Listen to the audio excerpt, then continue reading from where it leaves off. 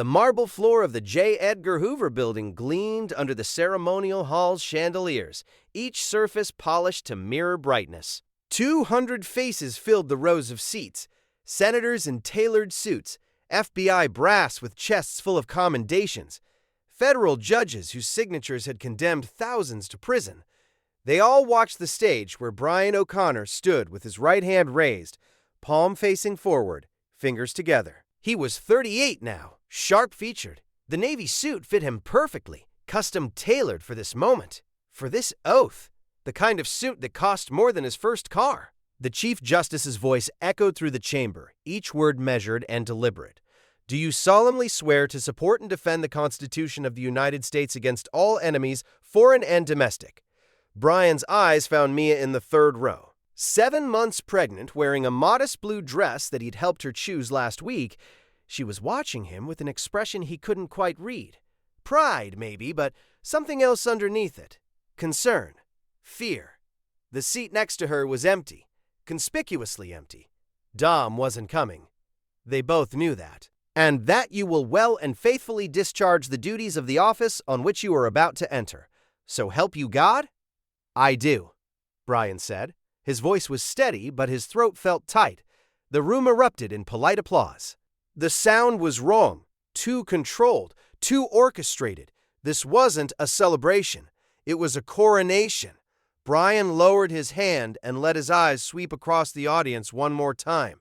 Mia smiled at him, but it didn't reach her eyes. It never did anymore. The applause faded. The ceremony ended. Brian walked off the stage, shaking hands he didn't care about, accepting congratulations from people whose names he'd forget by tomorrow. The director's office was on the 7th floor, accessible only by a private elevator that required biometric authentication. Brian's fingerprints were in the system now. The doors opened without a sound.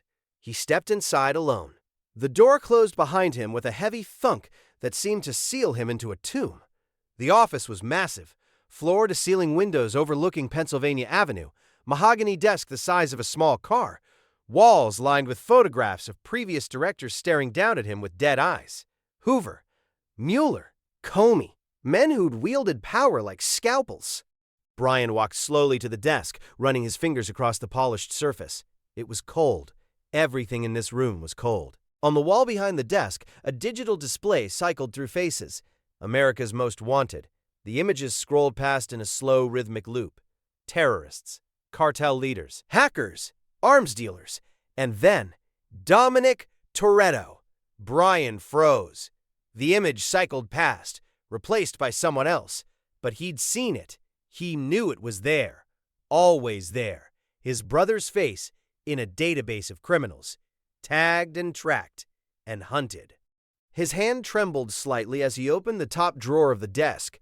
Inside, nestled among pens and paperclips, he found his old LAPD badge, tarnished, scratched, a relic from another life. Beneath it, a photograph, him and Dom at race wars, both of them young and laughing, arms slung around each other's shoulders like the brothers they'd been. Another lifetime. Brian picked up the badge, felt its weight in his palm. It was lighter than he remembered. Or maybe he was just stronger now, harder. What the hell did I just do? He whispered to the empty office. A knock at the door shattered the moment.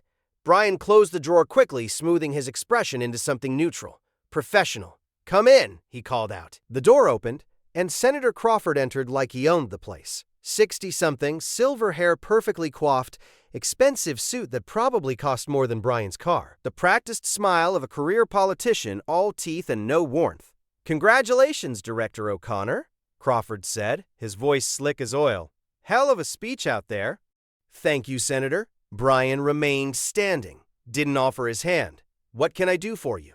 Crawford's smile didn't waver, but something cold flickered behind his eyes. He dropped a file folder onto Brian's desk. It landed with a sharp slap that made Brian's jaw tighten. You can start doing your job. Inside were surveillance photos. Dom leaning against a charger in some European city, Letty behind the wheel with her game face on, Roman laughing at something off camera, Tej hunched over a laptop, financial records, bank statements, and at the top of the first page, stamped in red ink, priority, national as security threat. The Toretto file, Brian said carefully, keeping his voice flat. Senator, this case is inactive. The crew hasn't been spotted in 3 years. They're ghosts. Not anymore. Crawford leaned forward, palms flat on the desk. The real money is moving. Someone just transferred $18 million through a shell corporation in Berlin. We have satellite confirmation. That's Letty Ortiz behind the wheel of a 1970 Dodge Charger. Brian studied the photos, his face revealing nothing. Inside, his heart was hammering against his ribs. If this is accurate, I'll assign a team. No. Crawford's voice was sharp as a knife. You're going to lead this personally. With respect, Senator, the director doesn't typically run field operations. You think I don't know your history with Toretto? Crawford straightened up, looming over the desk. You went undercover with his crew. You married his sister. You're the only man in this building who knows how he thinks. That's exactly why you're going to bring him in. Brian met his eyes, held the stare. Senator, not a request. Crawford turned toward the door, then paused at the threshold. When he looked back, his smile was gone. In its place was something colder, more dangerous. One more thing. If I find out you've been protecting them, if I find out you've been using your position to bury evidence, I will personally ensure you spend the rest of your life in a federal prison. Are we clear? Crystal, Brian said. Crawford nodded once and left. The door closed behind him with that same heavy thunk. Brian stood alone in the silence, staring down at the file. Dom's face looked back at him from a surveillance photo. Older, harder, but still his brother. Still family. His hand trembled again as he reached for his computer keyboard. The FBI's internal database was a labyrinth of files and folders, all requiring clearance levels and authorization codes. Brian navigated through it like he'd been doing this for years. In a way, he had. He'd helped design parts of this system during his undercover days, back when he was trying to understand how the Bureau tracked people like Dom. Now he was on the other side of that wall. He opened the Toretto case file. Active warrants scrolled past on the screen. Federal arrest orders, surveillance reports, forensic evidence from Rio. Years of intelligence, all pointing toward one inevitable conclusion. Capture or kill. His fingers hovered over the keyboard. Then he typed, slowly and deliberately, case status, inactive, insufficient evidence, classification, low priority, archive. He hit enter. A dialog box appeared. Director override required.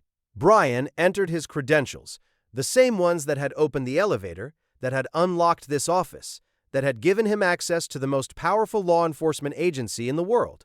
The screen flickered. S. Sweaty. Case TOR. ETTO. D. 2011 moved to inactive archive. Brian stared at the confirmation message for a long moment. Then he closed the window and picked up his phone, dialing from memory. The line rang twice before a gravelly voice answered. Hobbs. Agent Hobbs. This is Director O'Connor, Brian said, his voice steady now. Professional. I need your DSS team mobilized for FBI coordination. We're going hunting. He could hear Hobbs shift on the other end of the line, probably straightening up at his desk. The Diplomatic Security Service didn't often get direct calls from the FBI director. Yes, sir. What's the target? Dominic Toretto and his crew. Full tactical deployment. I want satellite surveillance, financial tracking, border crossing alerts, everything. Understood, Director. DSS resources are at your disposal. When do we move? Within the week. I'll brief you tomorrow with operational parameters. Copy that, sir. Then he opened the bottom drawer of his desk, the one that had required his fingerprint to unlock. Inside was a hidden compartment. Built into the frame, he placed the Toretto file inside. The original one, the one Crawford had given him. Not the copy. The real one, with all the current intelligence, all the active surveillance data. He locked the compartment. The file Crawford had given him was a copy. Just a copy. And Brian had just archived the original, making Dom's case effectively invisible to anyone below director-level clearance. It would take Crawford 3 weeks to realize what had happened. Maybe longer if Brian played it right. 3 weeks was a lot of time. Brian leaned back in his chair and looked out the window at Pennsylvania Avenue. The sun was setting, painting the sky in shades of orange and red. From up here, the city looked peaceful, ordered, safe. But Brian knew better. He just used the full weight of the FBI's authority to protect the man he was supposed to hunt. He'd sworn an oath less than an hour ago, and he'd already broken it. The badge felt heavier now, but Dom was still free, still alive, and that was all that mattered. In the digital archives of the FBI, buried beneath layers of bureaucracy and classification protocols, the Toretto case file was now marked as inactive, low priority, forgotten. Senator Crawford would eventually notice. He'd rage and threaten and demand answers. But by then, Brian would have moved the pieces into position. By then, he'd have built the maze that would keep Dom running, but never caught. By then, it would be too late to stop him. Brian O'Connor was the director of the FBI now, and he was going to use every ounce of that power to save his family, even if it destroyed him. The sky over Berlin was the color of old concrete, gray, cold, indifferent. Rain fell in thin sheets across the afternoon traffic, turning the streets slick and dark. The 1970 Dodge Charger moved through it all like a black knife, its engine rumbling low and steady, a predator's growl that cut through the hiss of rain and the whisper of tires on wet asphalt. Letty Ortiz drove with the kind of precision that came from years of running. Her hands were light on the wheel, her eyes moving in a constant pattern. Mirrors, road, every 4 seconds. Clockwork.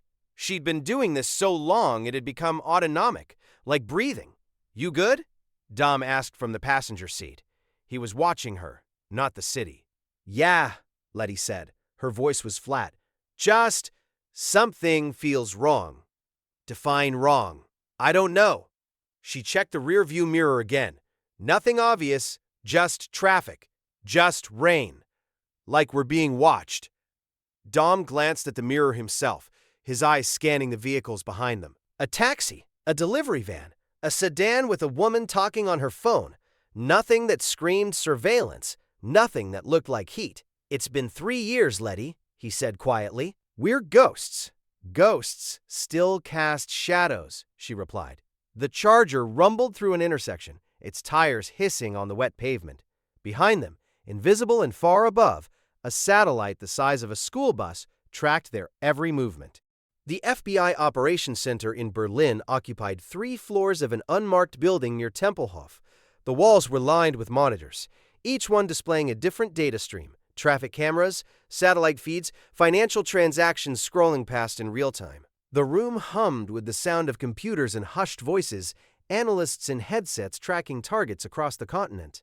Agent Luke Hobbs stood at the center of it all, arms crossed over his chest, his DSS credentials displayed prominently on his belt. He was built like a tank, broad shoulders, thick neck, the kind of physical presence that made people step back without realizing they were doing it. The Diplomatic Security Service had loaned him to the FBI for this operation, and he intended to prove why DSS agents were considered among the best manhunters in federal service. Agent Parks, an FBI tech specialist in his 30s with the pale complexion of someone who lived in front of screens, pointed at one of the monitors. "Sir, we have positive facial recognition." Letty Ortiz, driving a Charger matching the Rio specifications. Hobbs stepped closer, studying the satellite footage. The image was crystal clear despite the rain. Thermal overlay, license plate enhancement, predictive tracking algorithms. The Charger was a black dot moving through a grid of streets, and the system had already calculated 17 possible routes based on traffic patterns and time of day. "Where's she headed?" Hobbs asked. "Traffic pattern suggests southeast toward Tempelhof. We can have tactical units in position in 12 minutes. "No." Hobbs shook his head. "Hold position. I need Director O'Connor's authorization." Parks looked at him confused. "Sir, we have a narrow window." "I said hold." Hobbs's voice was granite. "Get me the director. Now." 3,000 miles away, Brian sat at his desk in FBI headquarters staring at the video conference screen. Hobbs's face filled the monitor, professional and intense. "Director, we have confirmed visual on Letty Ortiz. Request permission to intercept."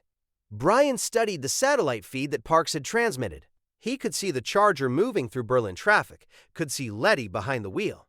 And he saw something the analysts didn't. Something small, almost invisible, but there if you knew where to look. Letty tapped her brakes at every intersection. Not hard. Just a touch, 2.3-second delay before she accelerated again. PTSD response, muscle memory from the amnesia years when she'd spent months running from shadows she couldn't remember. She was checking her six, making sure no one was following, giving herself reaction time if something went wrong. Brian's mind calculated the variables in seconds. If they intercepted now, Letty would panic. She'd go full offensive. Her combat training would kick in, and she'd fight her way out. People would die, civilians maybe, or federal agents who were just doing their jobs. But if they waited, negative, Brian said, his voice calm. I need a full tactical plan before we move. Agent Parks, send me traffic camera feeds for the next 6 blocks. Hobbs' jaw tightened on the screen. Director, we have a narrow window, and I'm not going to waste it on a botched operation, Brian said, cutting him off. Send me the feeds. I'll have a plan in 20 minutes. He ended the call before Hobbs could respond. 30 minutes later, the FBI war room was packed.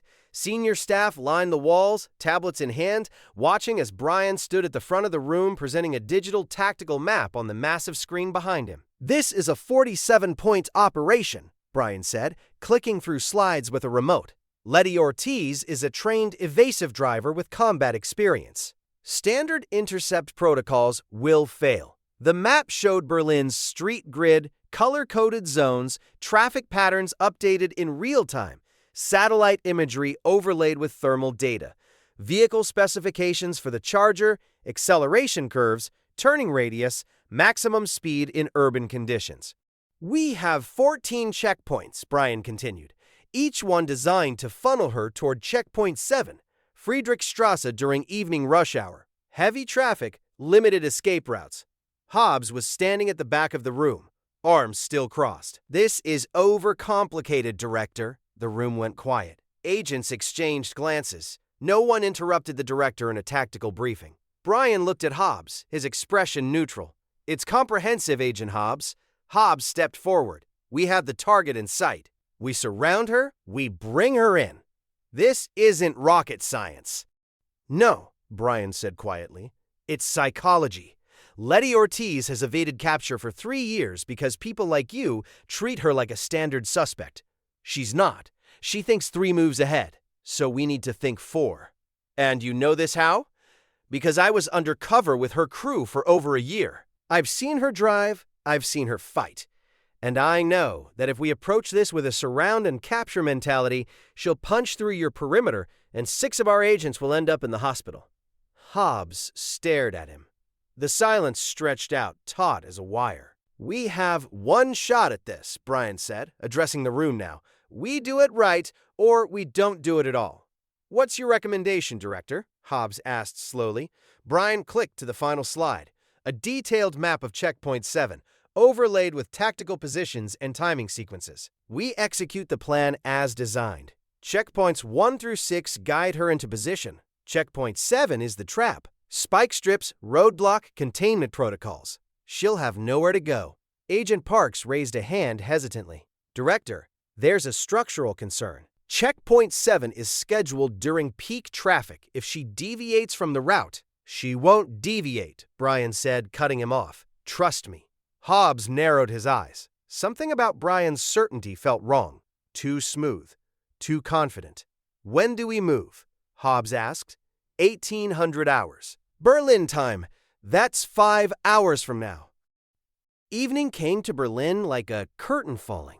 The rain had stopped, but the streets were still wet, reflecting the glow of streetlights and traffic signals. At Checkpoint 7, FBI tactical vehicles were positioned at every corner. Spike strips lay coiled like sleeping snakes, ready to deploy. Agents in body armor crouched behind vehicles, weapons ready, earpieces crackling with updates. Hobbs stood at the command position, radio in hand, watching the intersection with the focused intensity of a man who'd run operations like this 100 times before. All units, sound off, he said into the radio. The responses came back one by one. Alpha team in position, Bravo team in position, Charlie team in position. Target vehicle approaching from the west, ETA 90 seconds. 3 blocks away in a mobile command center that looked like an ordinary delivery van from the outside, Brian sat in front of a bank of monitors. Multiple camera feeds showed the charger approaching, traffic flowing around it, the trap waiting ahead. He'd calculated every variable. Letty would hit checkpoint 6, see the roadblock forming, and veer left toward Friedrichstrasse. Standard evasive maneuver. That's when the trap would close. But there was one variable he'd added that no one else knew about. His hand moved to a secondary radio, a different frequency that he'd set up personally. He keyed the mic, his voice barely above a whisper. Unit Delta 7, advance position to checkpoint 7 intersection. Block the eastbound lane. A voice crackled back. Copy that, Director. On one of the monitors, Brian watched an FBI SUV begin moving forward. Hobbs's voice cut through the main channel. Director, why is Delta 7 repositioning? That's not in the tactical plan. Secondary containment. We need to close the eastern escape route. That route is already blocked by the spike strips. Trust the plan, Agent Hobbs. Inside the Charger, Letty saw the roadblock ahead. Her hands tightened on the wheel, knuckles going white. Dom, she said quietly, we got a problem. Dom looked up from the street map he'd been studying, saw the FBI vehicles forming a perimeter. His expression didn't change, but his body language shifted. Coiled, ready. How many? He asked. Too many. This is coordinated. Letty's eyes scanned the intersection, calculating angles and speeds and distances. Maybe. If I hit the gap between the spike strips and the eastern lane, she downshifted. The Charger's engine roared, a deep-throated sound that echoed off the buildings. The Charger accelerated hard, tires biting into wet asphalt. Letty aimed for the narrow gap between the roadblock and the eastern lane, her hands moving with the kind of precision that came from a lifetime behind the wheel. Target is attempting to breach eastern perimeter, Hobbs barked into his radio. All units converge. The FBI SUV Unit Delta 7 pulled forward to block the gap. Inside the SUV, the driver's eyes went wide. He jerked the wheel, trying to adjust his position, but he'd moved too fast, at the wrong angle. The front tire clipped a fire hydrant mounted on the curb. Shit! I hit something! The hydrant exploded. Water erupted 30 feet into the air, a geyser that turned instantly to mist in the cold evening air. The intersection disappeared behind a wall of white steam, visibility dropping to 0 in less than 3 seconds. Chaos erupted on the radio. Agents shouting positions, calling for visual confirmation, trying to coordinate through the sudden blindness. Through the steam came the sound of the Charger's engine, shifting gears, accelerating, fading into the distance. By the time the steam began to clear, 15 seconds later, the street was empty. God damn it! Hobbs's voice cut through the radio chatter like a blade. In the mobile command center, Brian watched the monitors, the steam cloud, the chaos, the empty street where the Charger had been. His face was neutral, professional, but his eyes, just for a moment, showed the slightest hint of relief. The next day, the FBI headquarters conference room smelled like stale coffee and failure. Hobbs stood at the front of the room, presenting the post-operation analysis to Brian and the senior staff. The operation failed due to an unforeseen infrastructure issue, Hobbs said, his voice tight with barely controlled frustration. Agent Miller clipped a fire hydrant during tactical repositioning, creating a visual obstruction that allowed the target to escape. Brian was reading from a report, his expression thoughtful. Agent Miller has an exemplary driving record. How did he miss a stationary hydrant? Human error, sir. Brian nodded slowly and closed the folder. Unfortunate, but that's the nature of fieldwork. We'll adjust the tactical plan for next time. Hobbs stared at him. There was something in the director's tone, too calm, too accepting of failure, like a man who'd expected exactly this outcome. Permission to review the body camera footage, Director? That night, in his temporary office at the FBI Berlin satellite station, Hobbs sat alone with his laptop. He'd been reviewing body camera footage for 3 hours, watching the operation unfold from multiple angles, looking for the failure point. He watched Unit Delta 7 move forward, watched Agent Miller's trajectory as he approached the intersection, and then he saw it. Just before Miller hit the hydrant, there was a split second where Miller's head tilted slightly, like he was listening to something on his radio earpiece. His eyes flicked to the side, processing an instruction. Hobbs rewound the footage, enhanced the audio, filtering out the tactical chatter. Underneath the main channel, faint but unmistakable, was a different voice. Unit Delta 7, advance position to checkpoint 7 intersection. Block the eastbound lane. The voice was Brian's. Hobbs paused the footage, his jaw clenching. He sat back in his chair, staring at the frozen image on the screen. Then he opened a new file on his computer and typed a title: O'Connor, Brian, Background Investigation. Brian entered his house at 11 p.m., exhausted. He dropped his keys on the counter with a metallic clink that seemed too loud in the quiet space. Mia was awake, sitting at the kitchen table with a cup of tea. She looked up at him, and her eyes asked the question before her mouth did. "How was Berlin?" she asked quietly. Brian sat down across from her, loosening his tie. "Complicated. Did you find them?" He looked at her. He wanted to lie, wanted to protect her from this, but he couldn't. Not to her. Not about this. "Yeah," he said. "We found Letty." Mia's breath caught. Her hand tightened around the teacup. And she got away. She'd known him for years, knew every expression, every tell. She could read him better than anyone. "You let her go," she said quietly. It wasn't a question. Brian's voice was careful, measured. "I executed a tactical operation that had a margin for error." The error occurred. Brian. He stood up, the chair scraping against the floor. "I can't have this conversation, Mia. Not here. Not now." He walked toward the bedroom. She followed. "You can't protect them and hunt them at the same time," Mia said. "Eventually, you're going to have to choose." Brian stopped, turned. His eyes met hers. "I already chose," he said. 3 years ago, when I took this job. Then why is Letty still free?" He just looked at his wife, the sister of the man he was supposed to be hunting, the mother of his child, the only person in the world who knew exactly who he was and what he was doing. The weight of the impossible choice settled between them like a third presence in the room. He turned and walked into the bedroom, closing the door quietly behind him. Mia stood alone in the hallway, staring at the closed door, tears running silently down her face. Satisfaction beat. In Berlin, the Charger was already 200 miles away, moving through the countryside under a moonless sky. In Washington, Brian lay awake in the darkness, staring at the ceiling, knowing that Hobbs was reviewing the footage right now. Knowing that the investigation was starting, knowing that the clock was ticking. But Letty was free. Dom was safe. The crew was still running. And Brian had bought them more time. 3 weeks until Crawford noticed the archived files. Maybe a few days until Hobbs pieced together what had happened in Berlin. The game was accelerating. But for now, for tonight, his family was alive, and that was enough. 1 week later, the FBI war room felt like a courtroom waiting for a verdict. Senior staff lined the walls, tablets dark, hands folded. The air conditioning hummed, but the room was warm. Too many bodies. Too much tension that no one was acknowledging. Brian stood at the head of the conference table, flanked by 2 senior agents whose names he kept forgetting. The door opened, and Luke Hobbs entered carrying a file folder thick enough to be a weapon. "Agent Hobbs," Brian said, gesturing to an empty chair. "Good of you to join us." Hobbs didn't sit. He walked to the center of the room and dropped the folder on the table. It landed with a sound like a judge's gavel. "Director, I have updates on the Toretto case."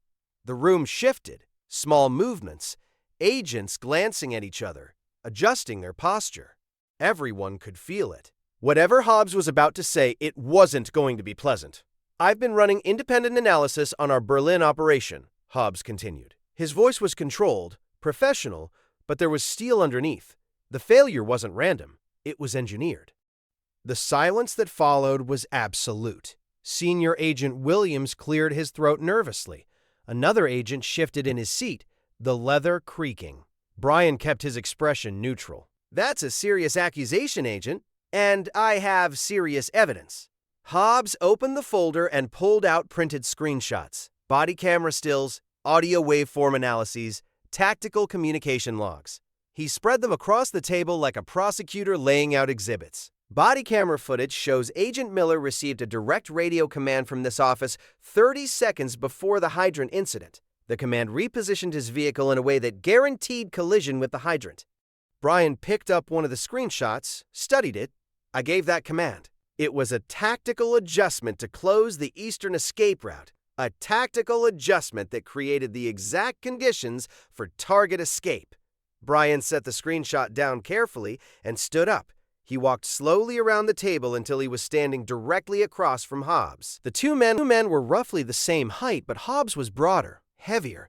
He looked like he could break Brian in half without much effort. But Brian had authority. And in this room, that mattered more than muscle. "Agent Hobbs," Brian said quietly, "are you suggesting I deliberately sabotaged my own operation?"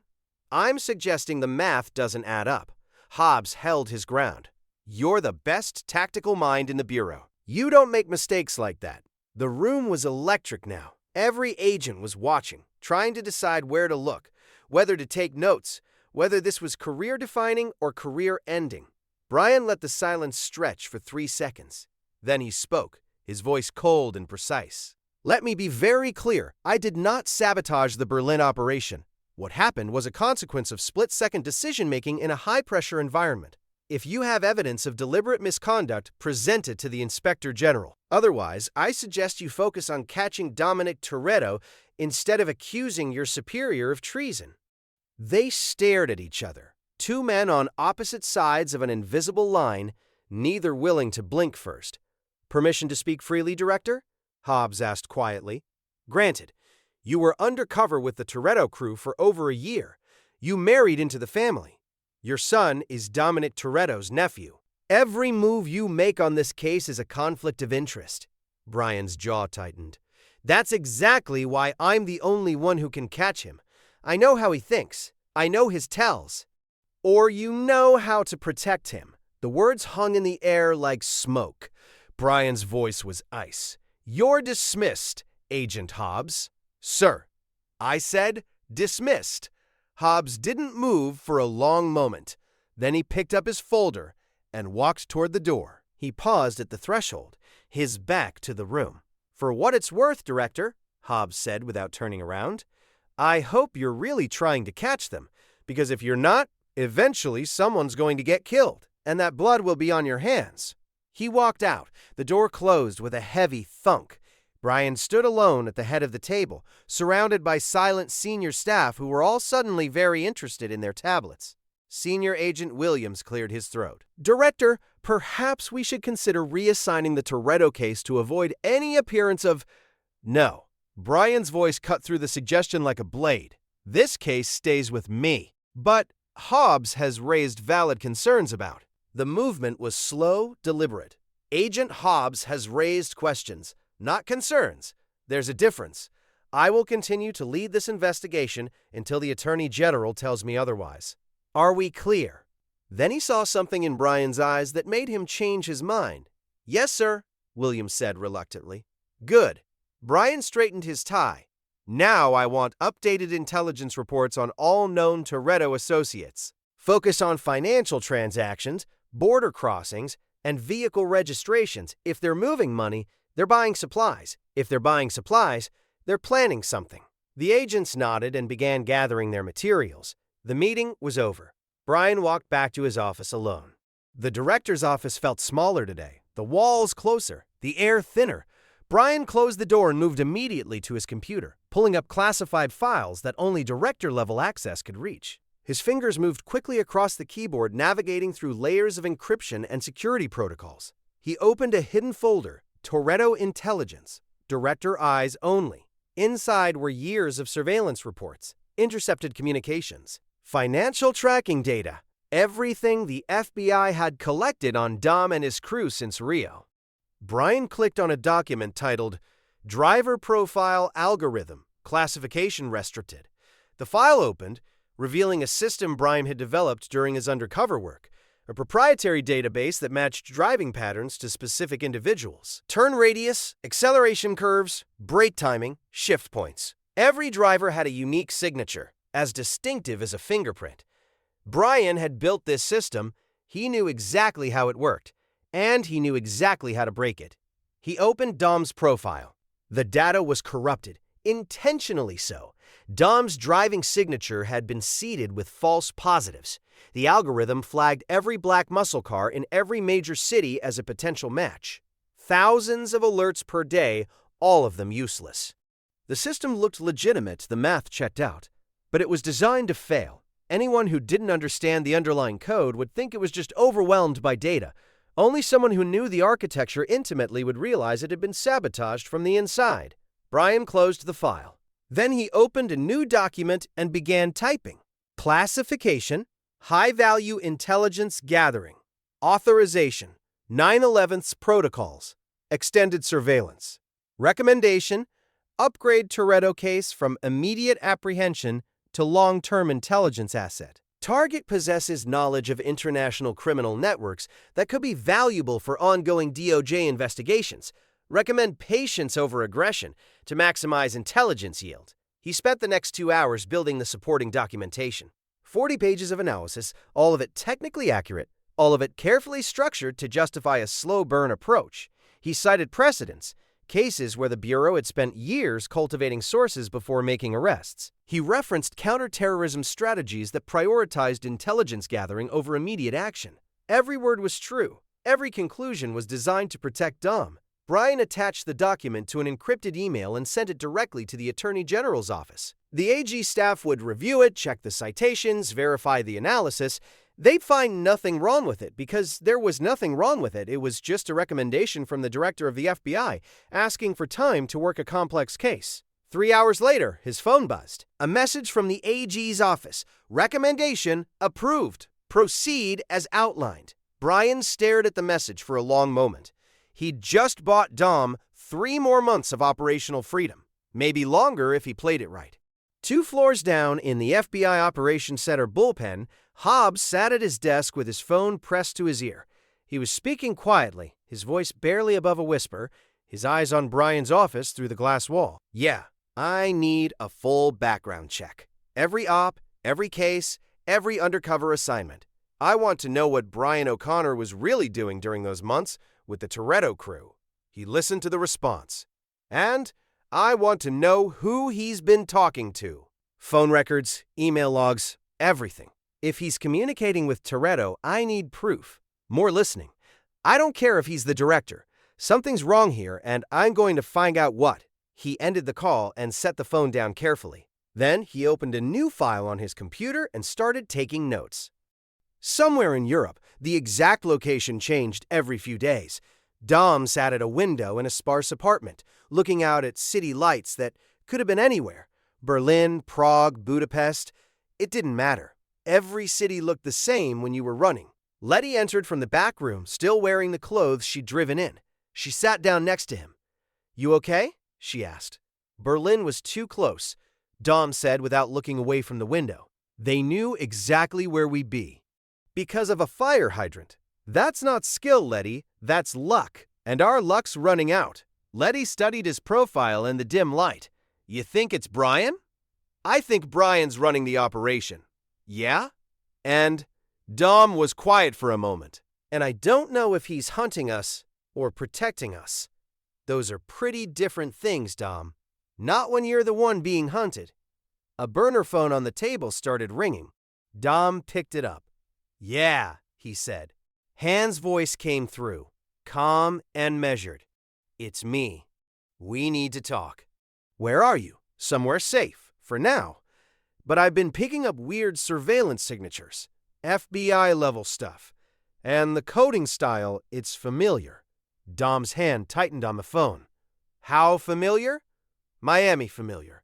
It's Brian's work, Dom. He's looking for me. For just a moment, he looked tired, older than his years. Can you stay ahead of him? Maybe, but that's not what worries me. What worries you? He's getting better at this. Like scary better. It's like he's trying to find us, but also trying not to find us at the same time. You know what I mean? Dom opened his eyes and stared out at the city lights. Yeah, he said quietly. I know exactly what you mean. In Washington, Brian sat alone in his office as the sun set behind the monuments. His computer screen glowed in the gathering darkness, showing the AG's approval message. Recommendation approved. Proceed as outlined. 3 more months. Maybe 6 if he was careful. Maybe a year if he could keep Hobbs distracted and Crawford in the dark. Time to move money. Time to build the legal framework. Time to create the exit strategy that would save them all. On his desk, his FBI badge caught the last light of day. It gleamed, polished and official. Underneath it, hidden in the locked drawer, was his old LAPD badge and a photograph of two brothers at a racetrack, young and laughing. Brian had made his choice. Now he just had to survive it long enough to see it through. Outside his window, the city began to light up, a million points of light in the darkness. Somewhere in that darkness, Hobbs was building a case. Somewhere in Europe, Dom was running, and Brian was the only thing standing between them. He turned back to his computer and began planning the next operation, the one that would fail just as perfectly as Berlin. The kitchen table was set for breakfast, but no one was eating. Mia sat with the newspaper spread in front of her, staring at the headline without really reading it. The words kept blurring together. FBI closes in on international fugitives. Director O'Connor promises results. Brian's name was right there in the second paragraph, quoted saying something about operational security and interagency cooperation. The kind of meaningless bureaucratic language that sounded important but said nothing at all. Jack's soft cries came from the nursery. He was only 2 months old, born 3 weeks after Brian's swearing-in ceremony. Mia stood and walked to the bassinet, lifting him gently. The weight of her infant son in her arms felt both comforting and terrifying. She returned to the kitchen, settling into the rocking chair by the window, feeding Jack while staring at the newspaper on the table. Brian's promises in black and white. The front door opened. Brian entered looking like he'd been awake for a week. His suit was wrinkled, his tie loosened, dark circles under his eyes like bruises. He dropped his keys on the counter, and they clattered too loud in the quiet house. "Hey," he said softly, seeing Mia with the baby. "Hey." Her voice was flat. Brian walked over and looked down at Jack, his expression softening for just a moment. He reached out to touch his son's tiny hand, and Jack's fingers curled around his thumb instinctively. "How is he?" Brian asked. "He's fine. He doesn't know his father is barely home anymore." Brian withdrew his hand. "Mia, you can't keep doing this," she said quietly, keeping her voice low so she wouldn't disturb Jack. "You haven't slept in 2 days. You barely eat. We're supposed to be a family, but you're never here." Brian walked to the kitchen and poured coffee with hands that shook slightly. The cup rattled against the pot. Mia watched him, reading the exhaustion, the guilt, the weight of whatever he'd been doing for the past 36 hours. "You can't keep doing this," she repeated. "I'm fine. You're not fine. And Jack needs his father." Brian drank his coffee, said nothing. "Brian, talk to me." He turned to face her. His eyes were bloodshot, his jaw tight. "What do you want me to say, Mia? That this job is destroying me? That every day I wake up and hunt your brother is tearing me apart? You already know that. Then quit." "I can't." "Why not?" The words exploded out of him. "Because if I quit, the next director won't protect him. They'll send a kill team. At least while I'm running this operation, I can control how it goes down." The outburst echoed through the kitchen. Jack startled in Mia's arms, beginning to fuss. She stood quickly, rocking him, soothing him with quiet sounds. Brian closed his eyes, forcing himself calm. When he spoke again, his voice was quieter, but the strain was still there underneath. "I'm sorry. I'm tired." Mia settled Jack back into his basset once he'd calmed, then walked to Brian.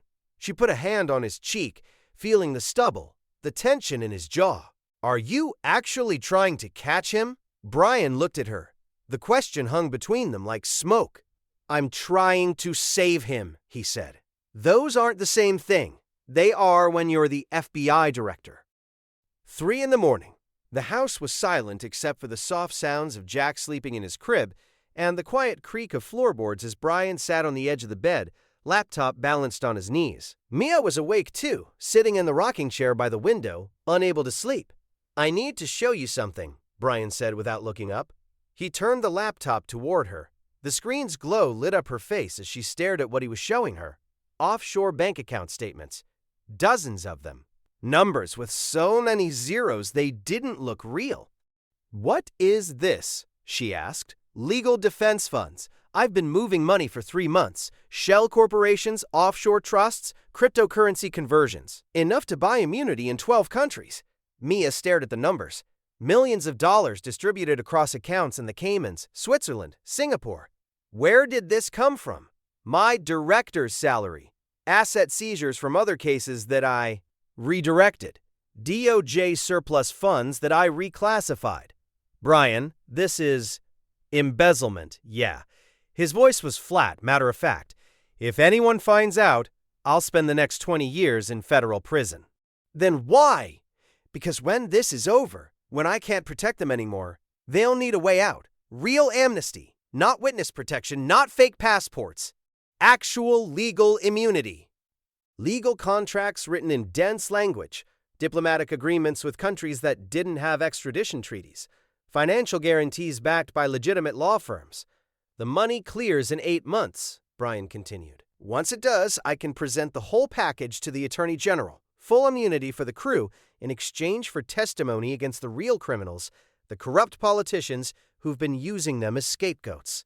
Mia stood from the chair and walked to Brian. You've been playing the long game. I've been playing the only game I know how to play. Survive long enough to win. She sat down next to him on the bed, studying his profile in the laptop's glow. And if you catch them before the money clears, and we all run together, you'd give up everything. Brian finally looked at her. I'd give up this. I'd never give up you. They kissed. It was soft at first, then desperate. Two people holding on to something they both knew was slipping away. When they pulled apart, Mia's eyes were wet. Does Dom know? She asked. No, and he can't. Not until it's done. Why not? Because if he knows I'm protecting him, he'll do something stupid and noble. He'll turn himself in to save me. That's who he is. She'd known Dom her whole life. Brian was right. So what now? Now I keep hunting him and keep failing for 8 more months. 1 week later, Brian came home to find Mia packing a suitcase. He stopped in the bedroom doorway.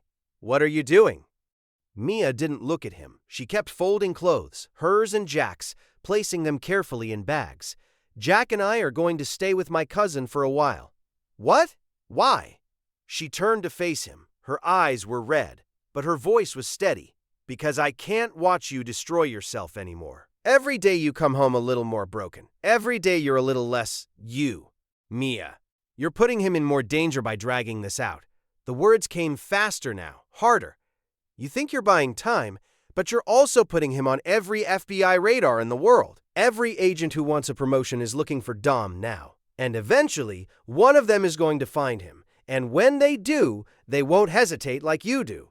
I'm trying to protect him. By hunting him? Her voice rose. By making him the Bureau's #1 priority? By being the one in charge so I can... You're not in control, Brian.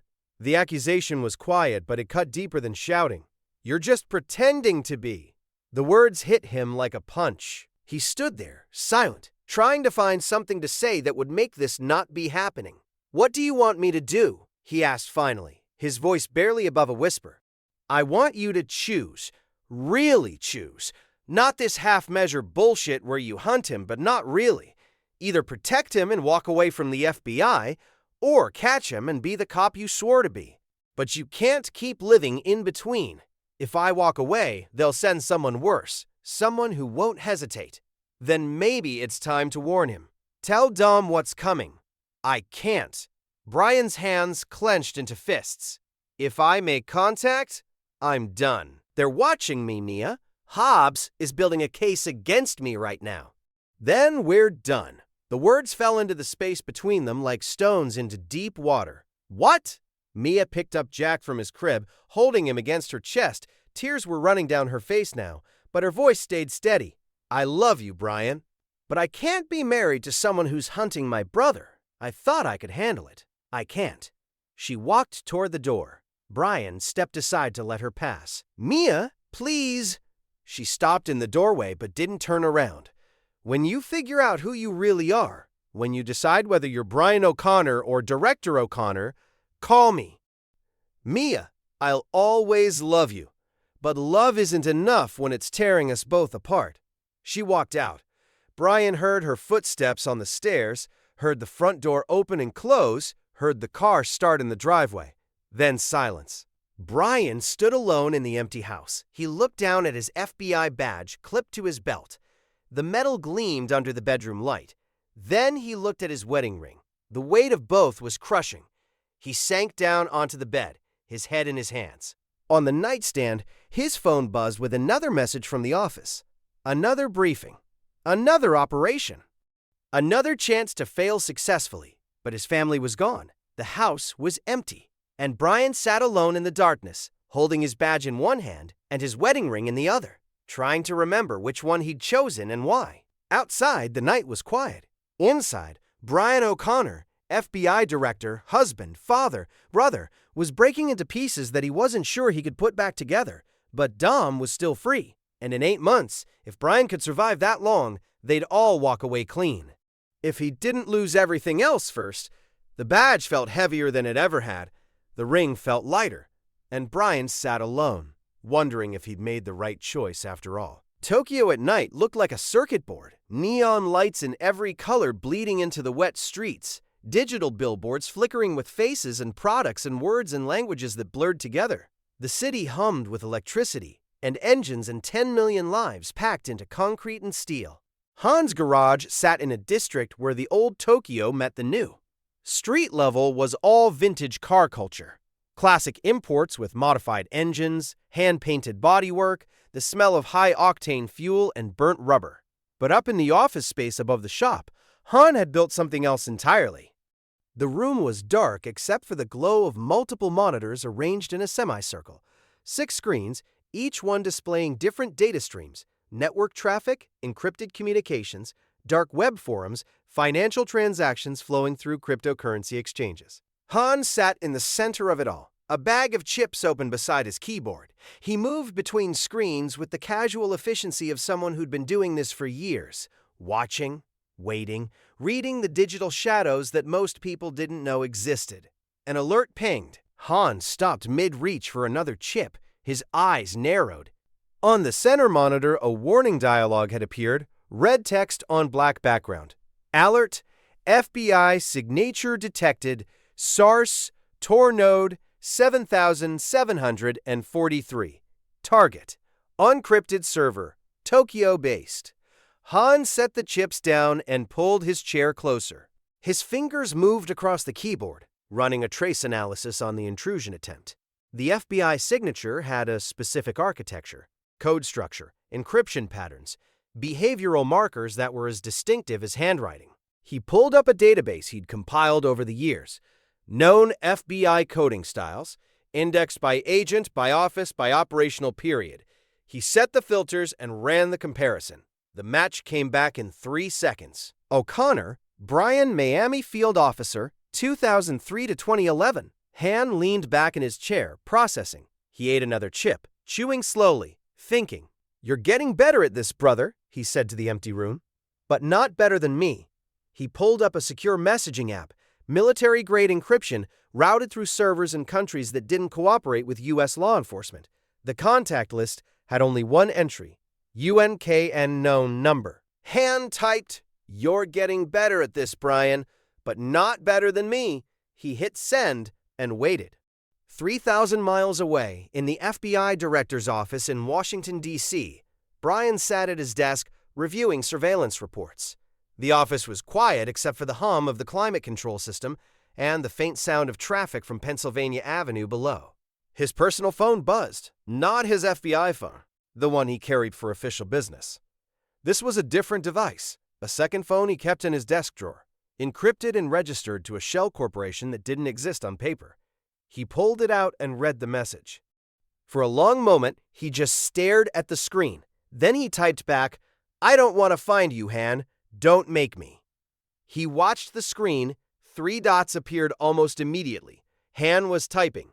Han.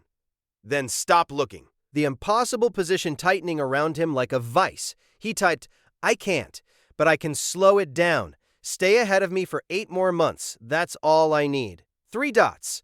Then, Han, what happens in 8 months? He wanted to explain. The legal defense fund, the immunity deals, the exit strategy he'd been building piece by piece for 3 months. But encrypted messaging wasn't secure enough. Not for this. Too many variables, too many ways it could be intercepted, decoded, used against them.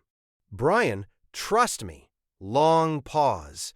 Brian could picture Han on the other end, sitting in his garage in Tokyo weighing the message, deciding whether trust was something he could still afford.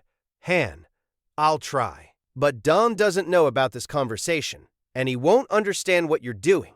Brian, I know. Han, if you're going to protect him, you're running out of time. Someone else is hunting him too. Someone not FBI. His hand tightened on the phone. Brian, who? Han, don't know yet, but there's traffic on the dark web. Bounty hunters, mercenaries. Someone's offering money for Dom's location. Brian, how much? Han, 5 million. Dead or alive?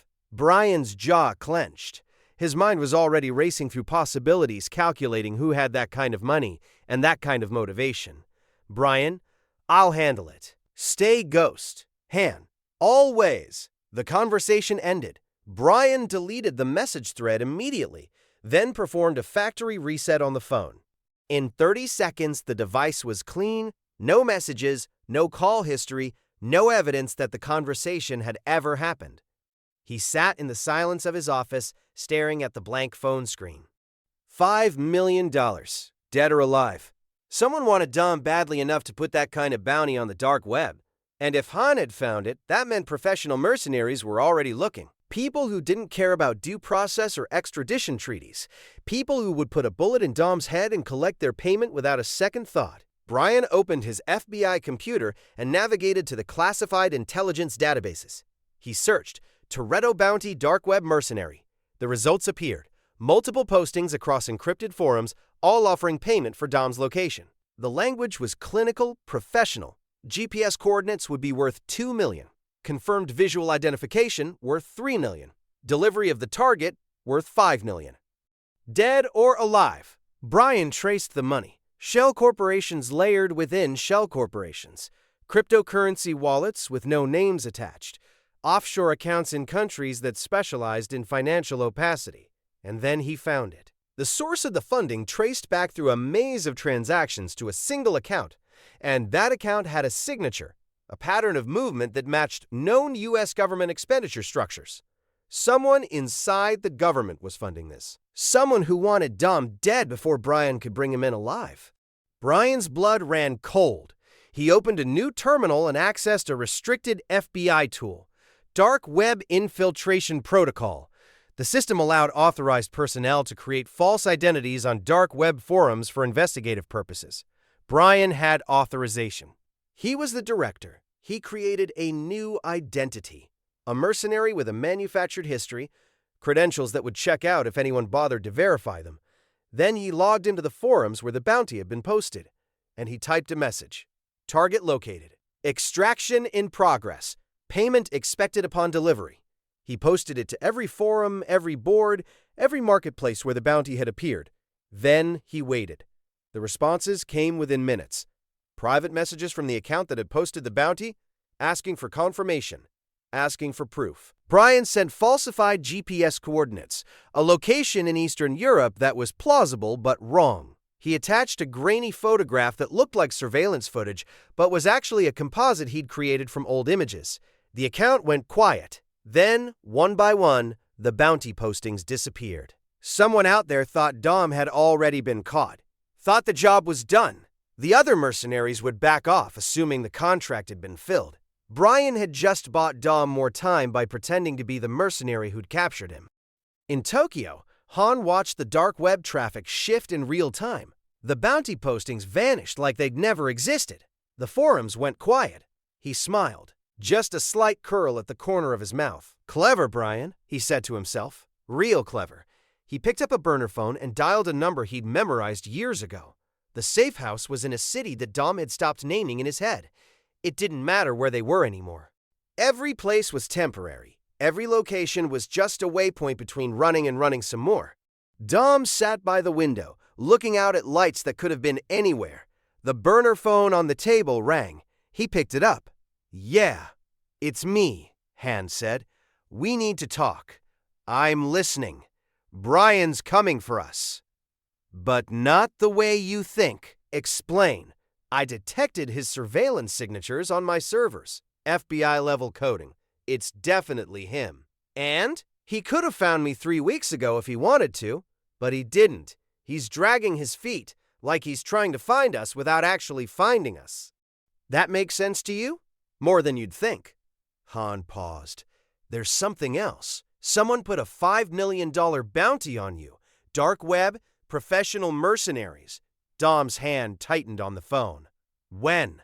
2 days ago. But it just disappeared. Someone claimed they already have you. But I'm still here. Exactly, which means someone faked the capture to make the real hunters back off.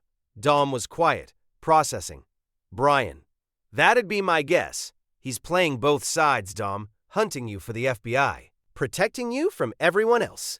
Why would he do that? Because he's Brian. And Brian doesn't know how to stop being family even when he's wearing a badge. Dom stared out the window at the city lights. Somewhere down there, people were living normal lives, going to work, coming home to families, having dinner, watching television. Normal lives. He couldn't remember what that felt like anymore. What do I do, Han? You stay ahead of him. For now. But eventually, you two are going to have to face each other, and when you do, one of you is going to have to choose. I already know what I'd choose, Dom said quietly. Yeah, but does Brian? The line went quiet. Then Han spoke again, his voice softer.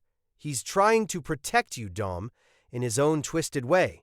But he's also the FBI director. Eventually, those two things are going to collide. And when they do? I know, Dom said. Be careful, brother. You too. The call ended. Dom set the phone down and went back to staring at the lights.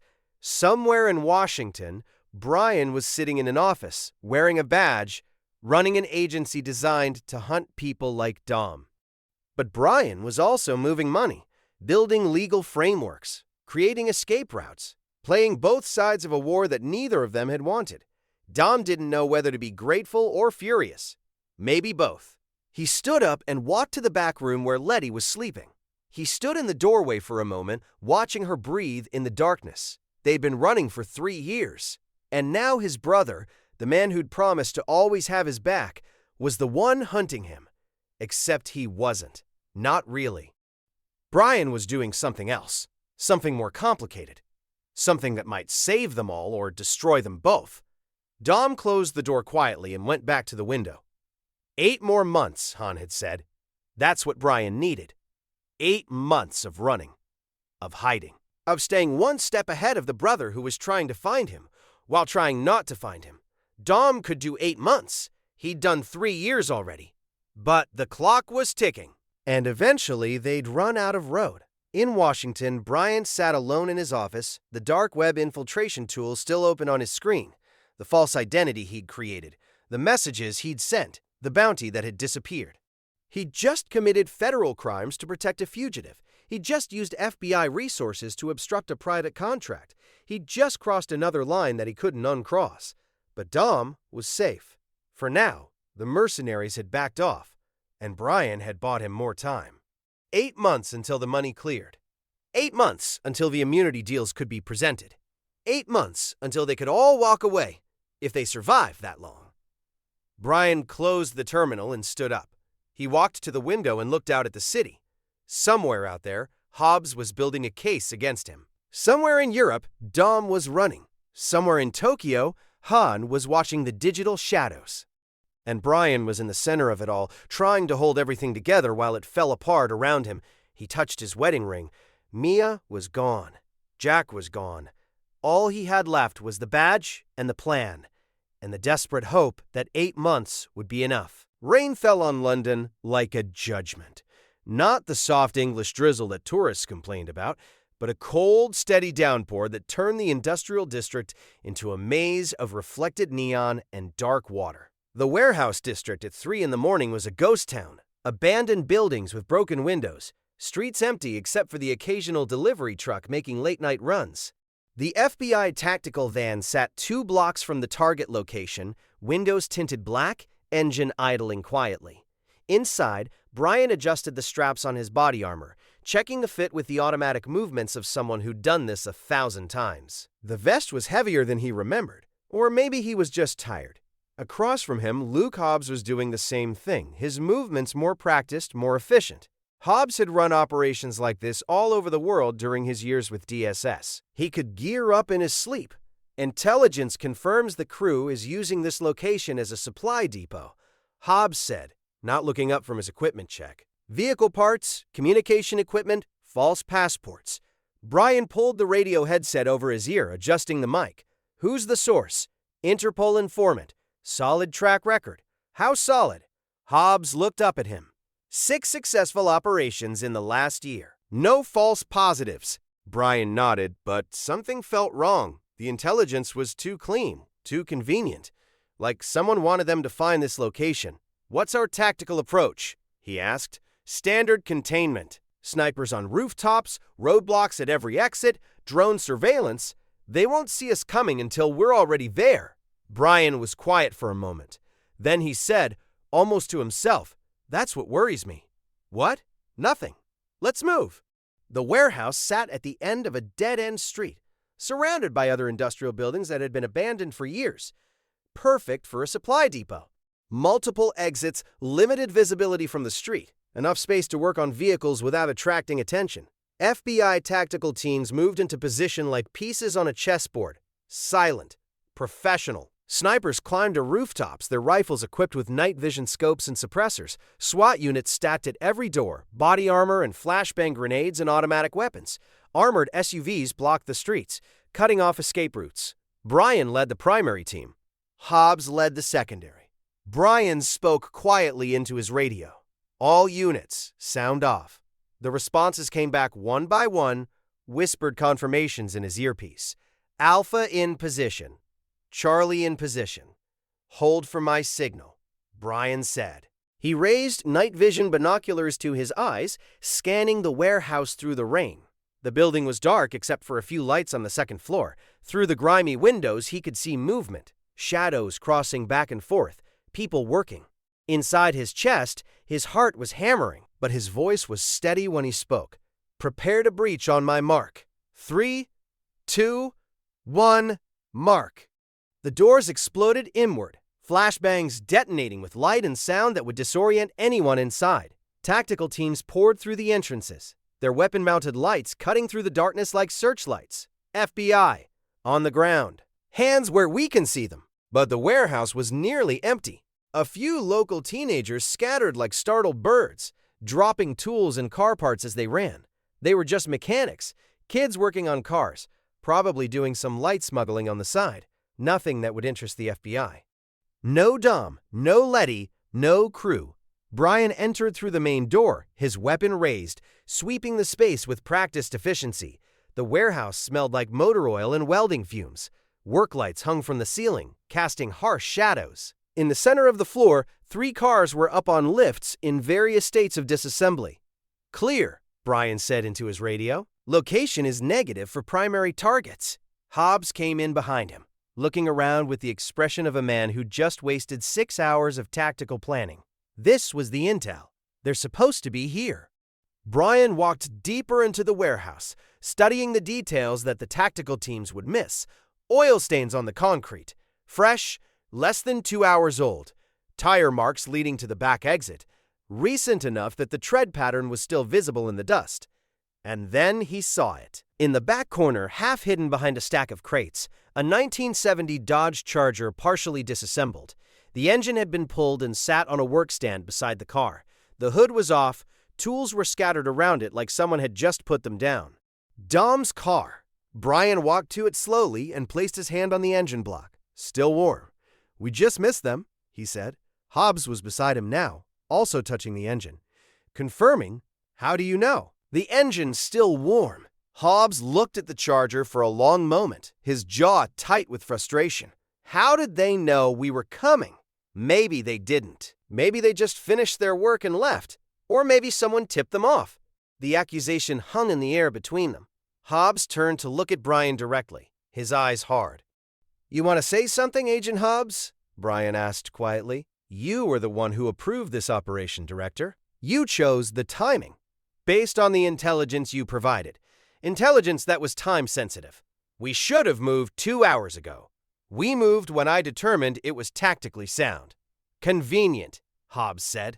The word was soft, but it carried weight. Brian took a step closer. Around them, the other agents were starting to notice the tension, backing away, giving them space. 2 alphas about to collide. If you have something to say it, Brian said. his voice low and dangerous. "I'm saying you're running interference. Every operation fails. Every lead goes cold. Every time we get close, they slip away. That's not bad luck, Director. That's sabotage. And you think I'm the saboteur. I think you're protecting them. I think you've been protecting them from day one. Based on what evidence? Based on the fact that you're the only common variable in every failure." Brian stared at him. The warehouse was silent except for the drip of rain through a hole in the roof. Every agent in the building was watching now, waiting to see how this would play out. Brian keyed his radio. "All units, pack it up. Operation complete." He turned back to Hobbs. "If you have evidence of misconduct, file a formal complaint. Until then, you follow my orders. Are we clear?" "Crystal," Hobbs said. Brian walked alone through the rain toward the tactical van. The street was empty now, the teams already packing up their equipment, loading the SUVs for the drive back to the airport. He passed a row of FBI vehicles, water streaming off their armored exteriors. And that's when he saw it. 2 blocks away, parked in the shadows between buildings, a black Charger. The engine was running. He could see the exhaust in the cold air, and through the window, illuminated by the dashboard lights, Dom Toretto. Their eyes met. 5 seconds. No movement. No words. Just 2 men who used to be brothers, now on opposite sides of a war that neither of them had wanted. Dom's expression was complex. Betrayal mixed with something else. Understanding. Maybe. Or grief. Brian's face showed apology and determination in equal measure. His hand moved toward his radio. He should call it in, report the sighting, mobilize the teams. This was what he was here for. This was his job. Instead, his hand drifted to a different control on his belt, a small trigger connected to the building's fire suppression system.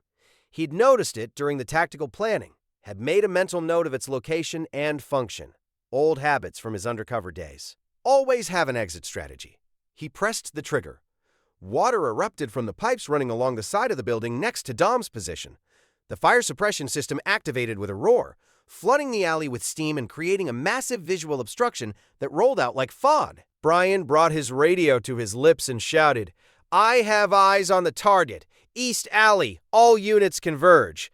By the time the tactical teams arrived, 15 seconds later, weapons drawn, moving fast.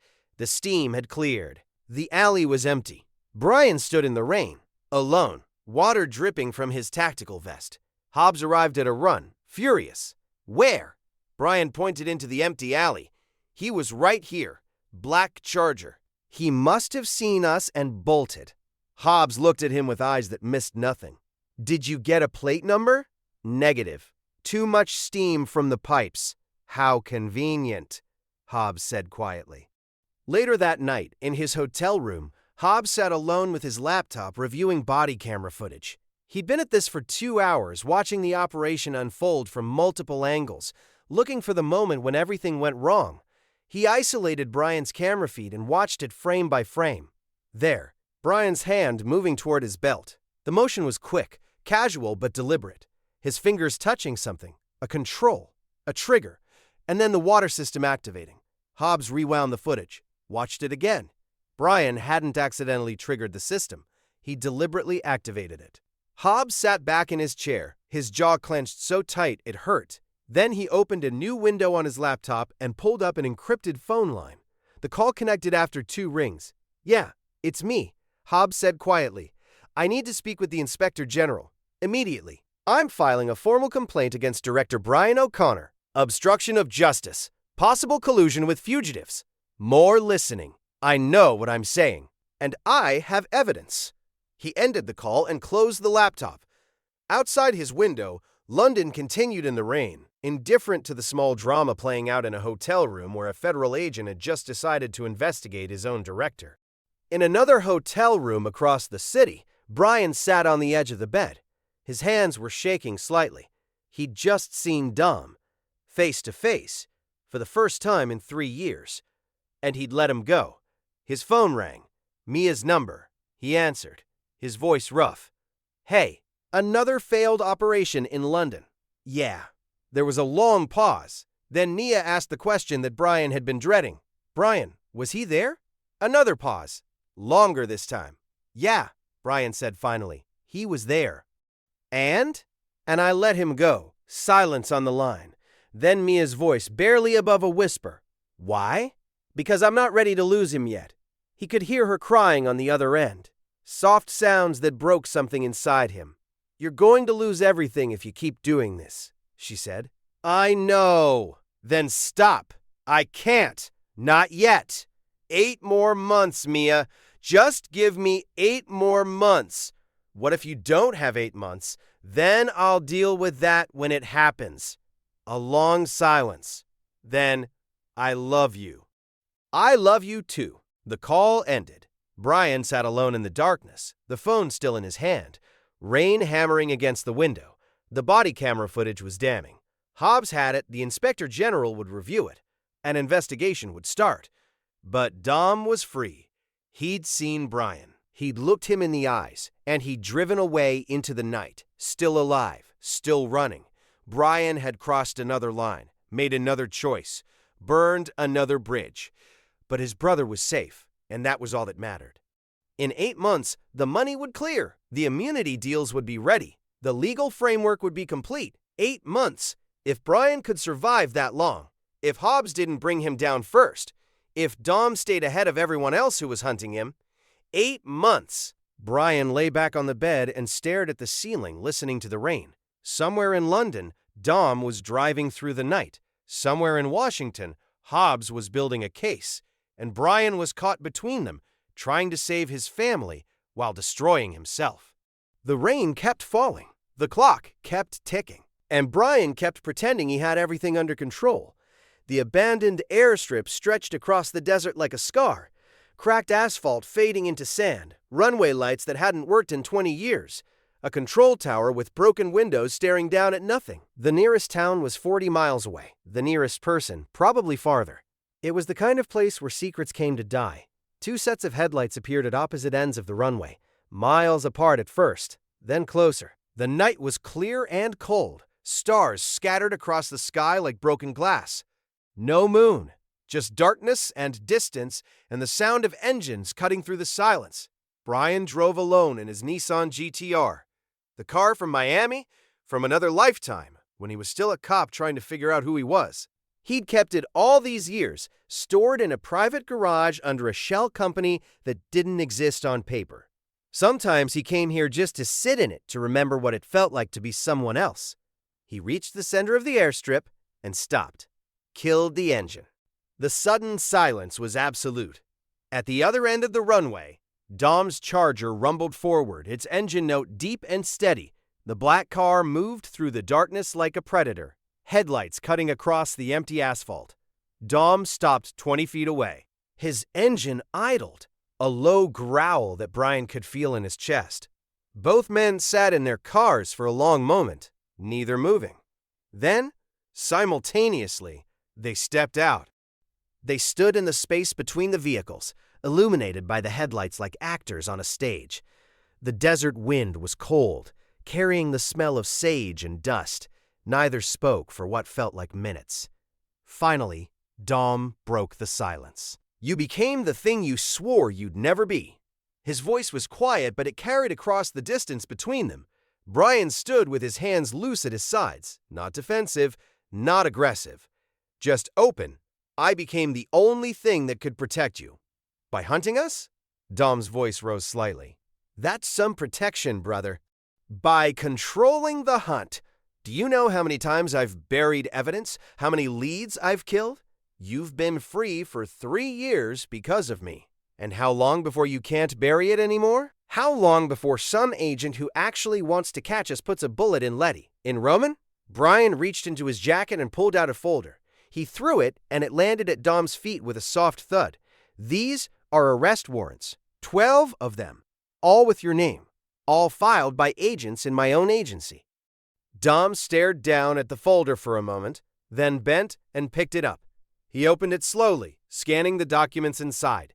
Federal arrest warrants, signed by judges, stamped with official seals, all targeting Dom Toretto and his crew. All marked with a status, pending further evidence. I've been losing them in bureaucracy for months, Brian said. Dom looked up from the papers. Why show me this? Because I need you to understand. I'm not your enemy. I'm the only reason you're not in a federal prison right now. Or dead. Then why are we here? Why the raids? Why the chase? Brian took a step closer. Because there's someone above me who wants you dead. Not arrested. Dead. And the only way I can find out who is by keeping the operation active. Dom absorbed this, his expression shifting from anger to something more complex.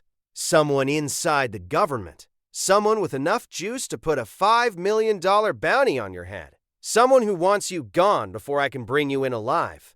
Who? I don't know yet, but I'm close. I just need more time. How much time? Brian held his gaze. 8 months. What happens in 8 months? Brian hesitated. This was the moment. Either he trusted Dom completely, or he didn't. There was no middle ground. I've been building a legal defense fund, he said. Offshore accounts. Enough money to buy you immunity in 12 countries. The funds clear in 8 months. Once they do, I can present the whole package to the Attorney General. Full amnesty in exchange for testimony against the people who've been using you as a scapegoat. Dom's expression changed. The anger drained away, replaced by something that might have been surprise. Or gratitude. Or both. You've been planning this the whole time. From day one. I took this job to save you, Dom, not destroy you. Does Mia know? She knows. That's why she left. She thinks I'm putting you in more danger by dragging this out, and maybe she's right. She's not, Dom said quietly. How do you figure? Because if you weren't running this operation, someone else would be. Someone who wouldn't hesitate. Someone who'd put a drone strike on my head and call it a day. Brian nodded slowly. That's what I keep telling myself. Doesn't make it easier. They stood in silence, the weight of 3 years settling between them. 3 years of separation. 3 years of hunting. 3 years of impossible choices that had brought them to this moment in the middle of nowhere. So what now? Dom asked. Now you help me. We work together to expose whoever's running this conspiracy. And in 8 months, you walk away clean. And if we can't expose them in 8 months, then I resign. And we all run together. Dom studied him. You'd give up the badge. I'd give up anything to protect my family. You taught me that. Dom extended his hand. Brian took it. They shook, not the quick formal handshake of business, but the firm grip of brothers who'd found each other again after being lost. One condition, Dom said. What? You want my trust back. You gotta earn it. Beat me. Right here. Right now. Quarter mile. Like the old days. Brian smiled. The first genuine smile in months. You serious? I need to know you're still you, that the badge didn't kill the driver. Brian's smile widened. You're on. They walked back to their cars. The engines started almost simultaneously. The GTR's high-pitched turbocharged whine, the Charger's deep V8 rumble. 2 different philosophies of speed, 2 different ways of life. They lined up side by side at an imaginary starting line marked only by a crack in the old asphalt. Dom shouted over the engines. On 3! Like always. Brian shouted back. 1, 2, 3! Both drivers launched simultaneously, tires screaming, finding grip on the cold asphalt. The cars rocketed forward, side by side, perfectly matched. The GTR's all-wheel drive gave it traction advantage off the line, but the Charger's raw power was relentless. They hit second gear, third gear, the speedometers climbing past 80, 90, 100. Inside the GTR, Brian shifted with precision born from 1,000 races. His hands moved automatically. Clutch, shift, throttle, muscle memory so deep it didn't require thought. His face was intense, focused, but there was something else there too. Joy. Pure, unfiltered joy. Inside the Charger, Dom shifted with power. Each gear changed deliberate and smooth. His face was calm, almost serene. This was home. This was who he was. They crossed the quarter-mile mark doing 140. Brian ahead by a nose. Both drivers hit their brakes, the cars slowing, tires chirping against asphalt. They pulled to a stop, engines idling, heat shimmering off their hoods. Dom stepped out first. He was laughing, actually laughing, the sound carrying across the desert. "You still got it, Brian." Brian stepped out of the GTR, grinning. "Never lost it. Just forgot what I was racing for." They stood together in the headlights, and for a moment the 3 years vanished. They were just two brothers who loved cars and speed and the pure freedom of the quarter mile. Dom extended his hand again. "Welcome back." Brian took it. "It's good to be back." They sat on the hoods of their cars side by side, looking up at the stars. The desert was silent except for the ticking of cooling engines and the occasional gust of wind. 8 months, Dom said. "That's not a lot of time. It's enough. If we're smart, and if this person inside the government finds out what you're doing, then we run. All of us. Together." Dom nodded slowly. "Mia would like that. She's tired of being in the middle." "I know. I'm trying to fix it." "I know you are." They sat in silence for a while longer. Then Dom said, "The crew's going to want to know about the plan." "Tell them, but keep it quiet. No digital communication. No phones. Face-to-face only." "Understood." "And Dom, stay ahead of me. I'm going to keep running operations. Keep hunting. It has to look real." "I know. Berlin was close." "Close enough to be convincing, but with built-in failures. That's how this works.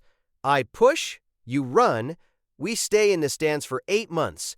And then we all get to stop dancing." Dom slid off the hood of his car. "I should go. Letty's waiting." "How is she?" "Good. Worried, but good. Tell her I'm sorry. For all of this, she knows, Brian. They all know." Brian watched as Dom got back in the Charger. The engine roared to life, and Dom gave him a final nod before turning the car around and driving back the way he'd come. The tail lights grew smaller and smaller until they disappeared into the darkness. Brian sat alone on the hood of his GTR, watching the empty space where Dom had been. 8 months. He could do 8 months. For the first time in 3 years, Brian felt like he could breathe. The weight was still there, the badge, the responsibility, the impossible position, but it was lighter now, shared. Dom knew. Dom understood. Dom was with him. They were brothers again, not on opposite sides of a war, but allies in a conspiracy to save themselves and everyone they loved. The race had proven something important. Brian was still himself. The badge hadn't killed the driver. Underneath the suit and the title and the authority, he was still the kid from Barstow who'd fallen in love with speed and family and doing the right thing even when it was hard. In 8 months, if they were smart and lucky and careful, they'd all walk away clean. The crew would have immunity. Brian would face consequences for his actions, but nothing that couldn't be survived. Mia and Jack would be safe. The family would be whole again. 8 months. Brian slid off the hood and got back in his car. He started the engine, feeling the vibration through the steering wheel, and turned toward the distant lights of civilization. Somewhere ahead, Hobbs was building a case against him. Somewhere behind, Dom was driving toward freedom. And Brian was in the middle, holding it all together with lies and careful failures and a desperate plan that had to work. Because if it didn't, they'd all burn. But tonight, for the first time in years, Brian allowed himself to hope. The GTR accelerated into the darkness, and behind him, the abandoned airstrip returned to silence, keeping its secrets like it had for decades. 2 brothers had met there. 2 brothers had raced. 2 brothers had reconciled. And now, the real work began. The alarms started at 6:47 a.m. Brian was halfway through his second coffee when the emergency notification hit his phone, a priority alert that bypassed everything else, sending a sharp vibration through his hand. He looked at the screen and felt his stomach drop. Critical security breach, Sentinel facility. He was out of his office and moving before his conscious mind fully processed the words. The hallway blurred past as he ran toward the operations center, his dress shoes loud against the polished floor. Other agents were running too, converging from different directions, all responding to the same alarm. The operations center was chaos when he arrived. Analysts were shouting over each other, screens flashing red warnings, the usual controlled efficiency replaced by something close to panic. Agent Williams met him at the door, his face pale. "Director, we have a situation. The Sentinel system has been compromised." "What? When?" 20 minutes ago. Someone hacked our secure facility and stole the hardware. The digital signature points to... Brian, cut him off. Let me guess. Tej Parker. Williams blinked, surprised. How did you know? Because whoever did this wants me to think it's the crew. Brian pushed past him and headed for the main tactical display. On the wall-sized screen, surveillance footage played from the Sentinel facility, a classified location that fewer than 50 people in the government knew existed. The video showed a team of masked operatives moving through the corridors with military precision. They knew exactly where they were going. No hesitation, no wasted movement. Two professional. Run biometric analysis on the breach team, Brian ordered. Gate recognition, body measurements. An analyst's fingers flew across her keyboard. Already running, sir. Results in 30 seconds. Brian watched the footage closely. The operatives moved like soldiers. Former military, probably special forces. Their tactics were textbook. Stack and clear. Cover and advance. These weren't street racers who'd learned to fight in alleys. These were trained killers. The analyst's screen beeped. Sir, biometric analysis complete. None of the operatives match known profiles for the Toretto crew. Who do they match? Former military, mercenaries, international contracts. These men are professionals, sir. Brian felt something cold settle in his stomach. This is a frame job, sir. Williams looked confused. Someone stole Sentinel and made it look like the crew did it, which means an alert sounded across all screens simultaneously. Sharp, urgent, impossible to ignore. The analyst turned in her chair, her voice rising. Director, Sentinel is active. Someone's using it right now. Lock it down immediately. They've changed the access codes. Brian moved to an empty workstation and pulled up a keyboard. His fingers started typing rapidly, navigating through layers of code that he'd helped write when Sentinel was first developed. Williams watched him work. Director, how did you... When I helped develop Sentinel's integration protocols, I learned that the best way to protect something valuable is to make sure you can destroy it if it falls into the wrong hands. So I built a kill switch. Only I have the codes. But sir, if we shut down Sentinel, we lose our most powerful surveillance integration tool. Brian's fingers never stopped moving. Better to lose it than let someone else weaponize it. 3,000 miles away in a command center that didn't officially exist, Cypher sat at a control terminal and watched the world through Sentinel. She was 30-something, blonde, with the kind of cold intelligence that most people mistook for beauty until they looked closer and saw the calculation in her eyes. She'd built empires and toppled governments. She'd turned information into power and power into profit. And right now, she had access to one of the most powerful surveillance tools ever created. Locate Toretto, she said to her tech specialist. I want real-time position data within 60 seconds. The specialist worked the controls, his fingers moving across touchscreens and keyboards. Sentinel was scanning cities worldwide, running facial recognition against every camera feed it could access. Millions of faces per second, all of them being compared against Dominic Toretto's known profiles. Sentinel is online tracking. The screen showed a map of the world, red dots appearing wherever the system was scanning. Europe, Asia, North America, South America. The network was vast, comprehensive, terrifying in its reach. Then, the screen went red. Error. What the hell? The specialist leaned closer, typing faster. What's wrong? Cypher's voice was sharp. The system just locked us out. Someone activated a remote shutdown. Someone has control of the software. They're running a counter-intrusion protocol. Jesus, whoever this is, they're good. Cypher stood up slowly, her eyes narrowing. She'd spent 3 months planning this operation. She'd paid mercenaries a fortune to steal Sentinel. She'd set up the frame against the Toretto crew perfectly. And now, someone was shutting her down. Only one person could have written a failsafe into Sentinel that she didn't know about. Brian O'Connor, she said quietly. Brian navigated through Sentinel's architecture like he was walking through a familiar room in the dark. He knew every protocol, every security layer, every integration point. He'd worked on the system's development during his first year as director, helping to coordinate the integration of multiple federal surveillance platforms. He found what he was looking for: Dead Man Switch Director Override, A failsafe he'd programmed 18 months ago and never told anyone about. Insurance against exactly this scenario. He entered his credentials, biometric scan, retinal verification, triple authentication that couldn't be faked or bypassed. SY-STEM shut down initiated. The screens around the operations center began showing Sentinel powering down, satellite feeds going dark, camera access being severed.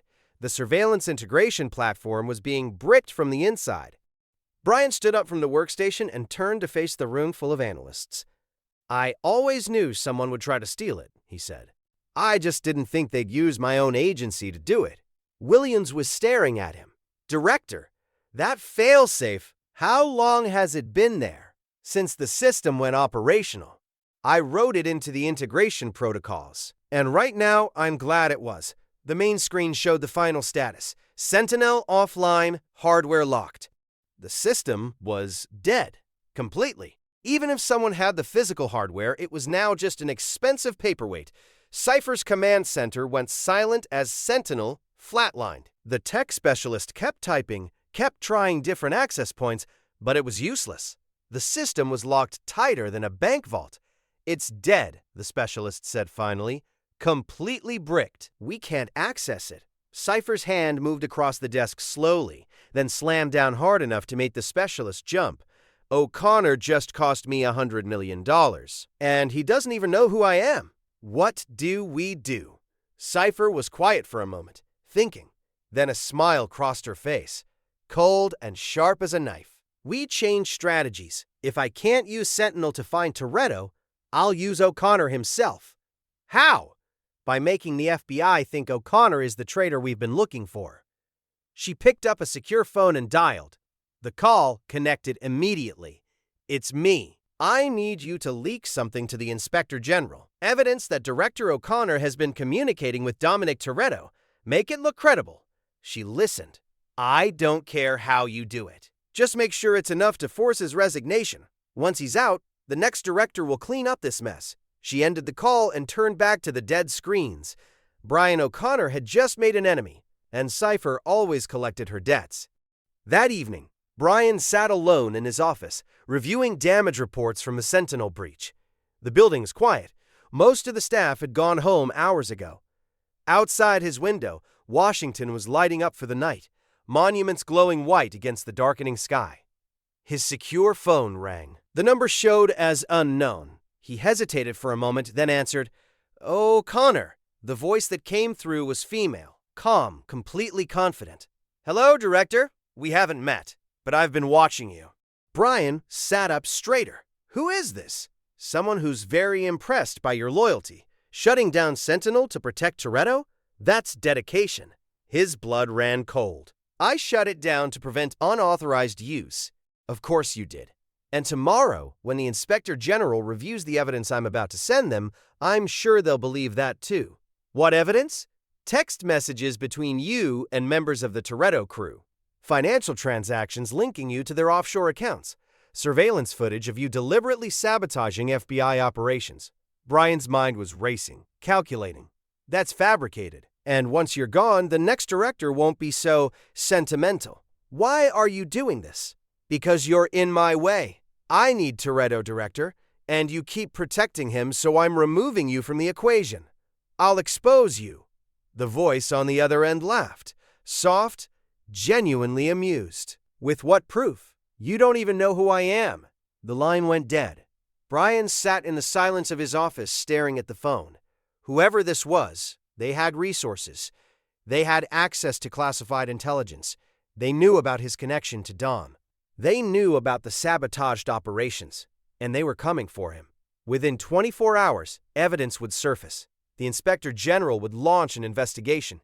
His career would be over. Brian set the phone down carefully and looked out the window at the city. He'd known this moment would come eventually. He'd just hoped to have more time. 8 months, that's all he needed. 8 months for the money to clear, for the immunity deals to be ready. But he might not have 8 months. He might not even have 8 days. Later that night, Brian walked into his house in Virginia to find it empty. Mia was still staying with her cousin. Jack was asleep somewhere else. The house felt hollow without them. He sat down at the kitchen table and pulled out his laptop, opening the encrypted folders containing the Legal Defense Fund documentation, the accounts, the contracts, the framework for immunity. Everything he'd built for 3 months, everything that would be worthless if he was forced out before it was ready. His phone buzzed. A text from an unknown number. Check your email. A friend. Brian opened his secure email. A new message from an encrypted address. The subject line read, Leak Prevy W. Inside were the fabricated documents, text messages that looked real because they were based on real communication patterns, financial records that traced back to his accounts because someone had routed transactions through them without his knowledge, surveillance footage from Berlin and London, edited so carefully that proving it was fake would take weeks. It was perfect. By tomorrow, the Inspector General would have this. By tomorrow, Brian O'Connor would be finished, and Cypher would have a clear path to Dom Toretto. Brian closed the laptop and sat in the darkness of his empty kitchen. The game was accelerating, and he was running out of moves. 24 hours later, Brian sat across from the Inspector General in a conference room that smelled like stale coffee and institutional failure. The room was deliberately sparse. Conference table, 4 chairs, no windows. The kind of place where careers came to die.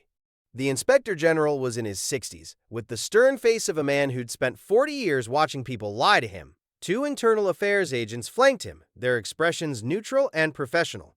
Folders sat on the table between them like evidence at a trial. Director O'Connor, the Inspector General said, "You understand why we're here?" His voice was steady, but his hands were folded in his lap where no one could see them trembling. "We've received evidence suggesting you've been communicating with fugitives under your jurisdiction, specifically members of the Toretto crew." The Inspector General slid a folder across the table. Brian opened it slowly. Inside were screenshots of encrypted messages, financial records showing wire transfers from accounts he controlled, surveillance footage from Berlin showing him giving the command that had allowed Letty to escape, from London showing his hand on the fire suppression trigger, all of it incriminating, all of it real enough to destroy him. "This is fabricated," Brian said, but the words felt hollow even as he spoke them. "Our forensic team says otherwise. The metadata checks out, the encryption keys match your personal devices. Then someone has access to my devices. This is a setup. By whom?" Brian looked at the evidence again. Whoever had done this was good. The messages were based on real communication patterns. The financial data traced back through legitimate transactions. The surveillance footage was edited so seamlessly that proving it was fake would take weeks, maybe months. "I don't know yet," Brian said, "but I intend to find out." The Inspector General's expression didn't change. "You won't have that opportunity, Director. As of this moment, you're suspended pending further investigation. Your security clearance is revoked. Your credentials are surrendered." Brian removed his badge from his belt and placed it on the table. The metal made a soft sound against the wood, final, irreversible. "For the record," Brian said, "I have never colluded with the Toretto crew to evade arrest. Everything I've done has been in service of bringing them in safely and legally. Then you'll have a chance to prove that at your hearing. Until then, you're confined to administrative duties, no field work, no access to active cases. Understood?" Brian stood and walked toward the door. "Director," the Inspector General said. Brian stopped but didn't turn around. "I hope you're telling the truth, for your sake." Luke Hobbs was waiting at the end of the corridor, leaning against the wall with his arms crossed. He pushed off when he saw Brian approaching. "Director, I'm not a director anymore," Brian said, not slowing down. "I know. I'm the one who filed the complaint." "I figured as much." They stood facing each other in the empty hallway. The fluorescent lights hummed overhead. "For what it's worth," Hobbs said quietly, "I think you were trying to do the right thing. You just went about it the wrong way." "And what's the right way, Hobbs? Putting a bullet in Dom's head? Bombing his safe house?" "The right way is following the law, even when it's hard." Brian's voice was cold. "The law isn't justice. Sometimes it's just rules written by people who've never had to choose between duty and family. Maybe, but it's all we have." Brian nodded slowly. "Take care of them, Hobbs. When I'm gone, make sure they're treated fairly." "I will." His office felt different now, smaller, like the walls were closing in. Brian moved to his computer and logged in. He still had access for a few more hours while they processed the paperwork. He pulled up the classified systems one last time, knowing this was probably his last chance. An encrypted alert caught his eye immediately. Alert: active operation, Toretto Dominic location, Madrid, Spain. Surveillance team, Agent Morrison. Orders: neutralize. Not capture, not arrest. Neutralize meant kill. He clicked through to the operational details. Agent Morrison had been assigned as a sniper, already in position on a rooftop overlooking a known Toretto safehouse on Calle de Atocha. The operation was scheduled for 8 p.m. Madrid time. Brian checked his watch. 2 hours. He didn't have his credentials anymore. He couldn't stop the operation through official channels. In 2 hours, he'd be completely locked out of the system. In 2 hours, Dom would be dead. Brian stared at the screen, his mind racing through options, discarding them as fast as they appeared. He could try to call someone, but who? Everyone in the building was following orders. Everyone was doing their job. Everyone except him. He made a decision. The parking garage was nearly empty when Brian reached his car. He popped the trunk and pulled out a go bag he'd kept there for months. False passport, cash in multiple currencies, burner phone, weapon. Insurance against a day like this. He dialed Dom's number on the burner phone. It rang twice. Yeah, Dom's voice was calm, but Brian could hear the wariness underneath. Dom, it's me. You have a problem, and so do I. What kind of problem? The kind where an FBI sniper has orders to kill you in 2 hours. A pause. Where? Madrid. Your safe house on Calle de Atocha. How do you know this? Because I'm still in the FBI system. Barely, but I won't be for long. Brian, what are you doing? I'm saving your life. Get out of Madrid. Now. What about you? Don't worry about me. Just move. He got in his car and pulled up a map of Madrid on his phone. He found Agent Morrison's position, a rooftop 6 blocks from Dom's location, with clear line of sight to the target building. Brian couldn't reach Morrison in time, not physically.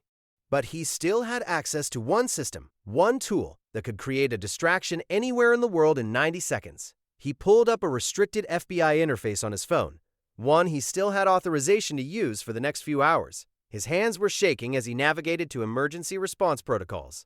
STEM, Director Override, Emergency Tactical Response. Target, coordinates 40.4168 degrees N, 3.7038 degrees welcome. Authorization, O'Connor. Brian, Director Payload, Tactical Diversion, Smoke Deployment. Confirmation. Required. Brian's finger hovered over the screen. If he confirmed this, he was ordering an unauthorized tactical deployment in a foreign country. That was a severe breach of protocol. That was insubordination. That was potentially an international incident. But if he didn't, Dom died. His brother, his family, the choice wasn't really a choice at all. On a rooftop in Madrid, Agent Morrison adjusted his rifle scope, tracking movement in the windows of the target building. His finger rested lightly on the trigger. Overwatch in position, he said into his radio. I have eyes on the target building. Copy Overwatch. Stand by for authorization. Morrison waited, his breathing steady, professional. He'd done this 100 times before. This was just another operation. Then he heard it. A sound in the distance, growing louder. He looked up. An FBI tactical drone deployed a smoke canister over the adjacent building. The payload detonated mid-air, releasing thick white smoke that billowed across the rooftops, obscuring visibility completely. The cloud rolled over Morrison's position, blinding him, forcing him to fall back from his firing position. He grabbed his radio with shaking hands. I'm blind! I'm blind! Unknown tactical deployment obscured my line of sight. Overwatch, who authorized deployment? I don't know. The smoke came from above.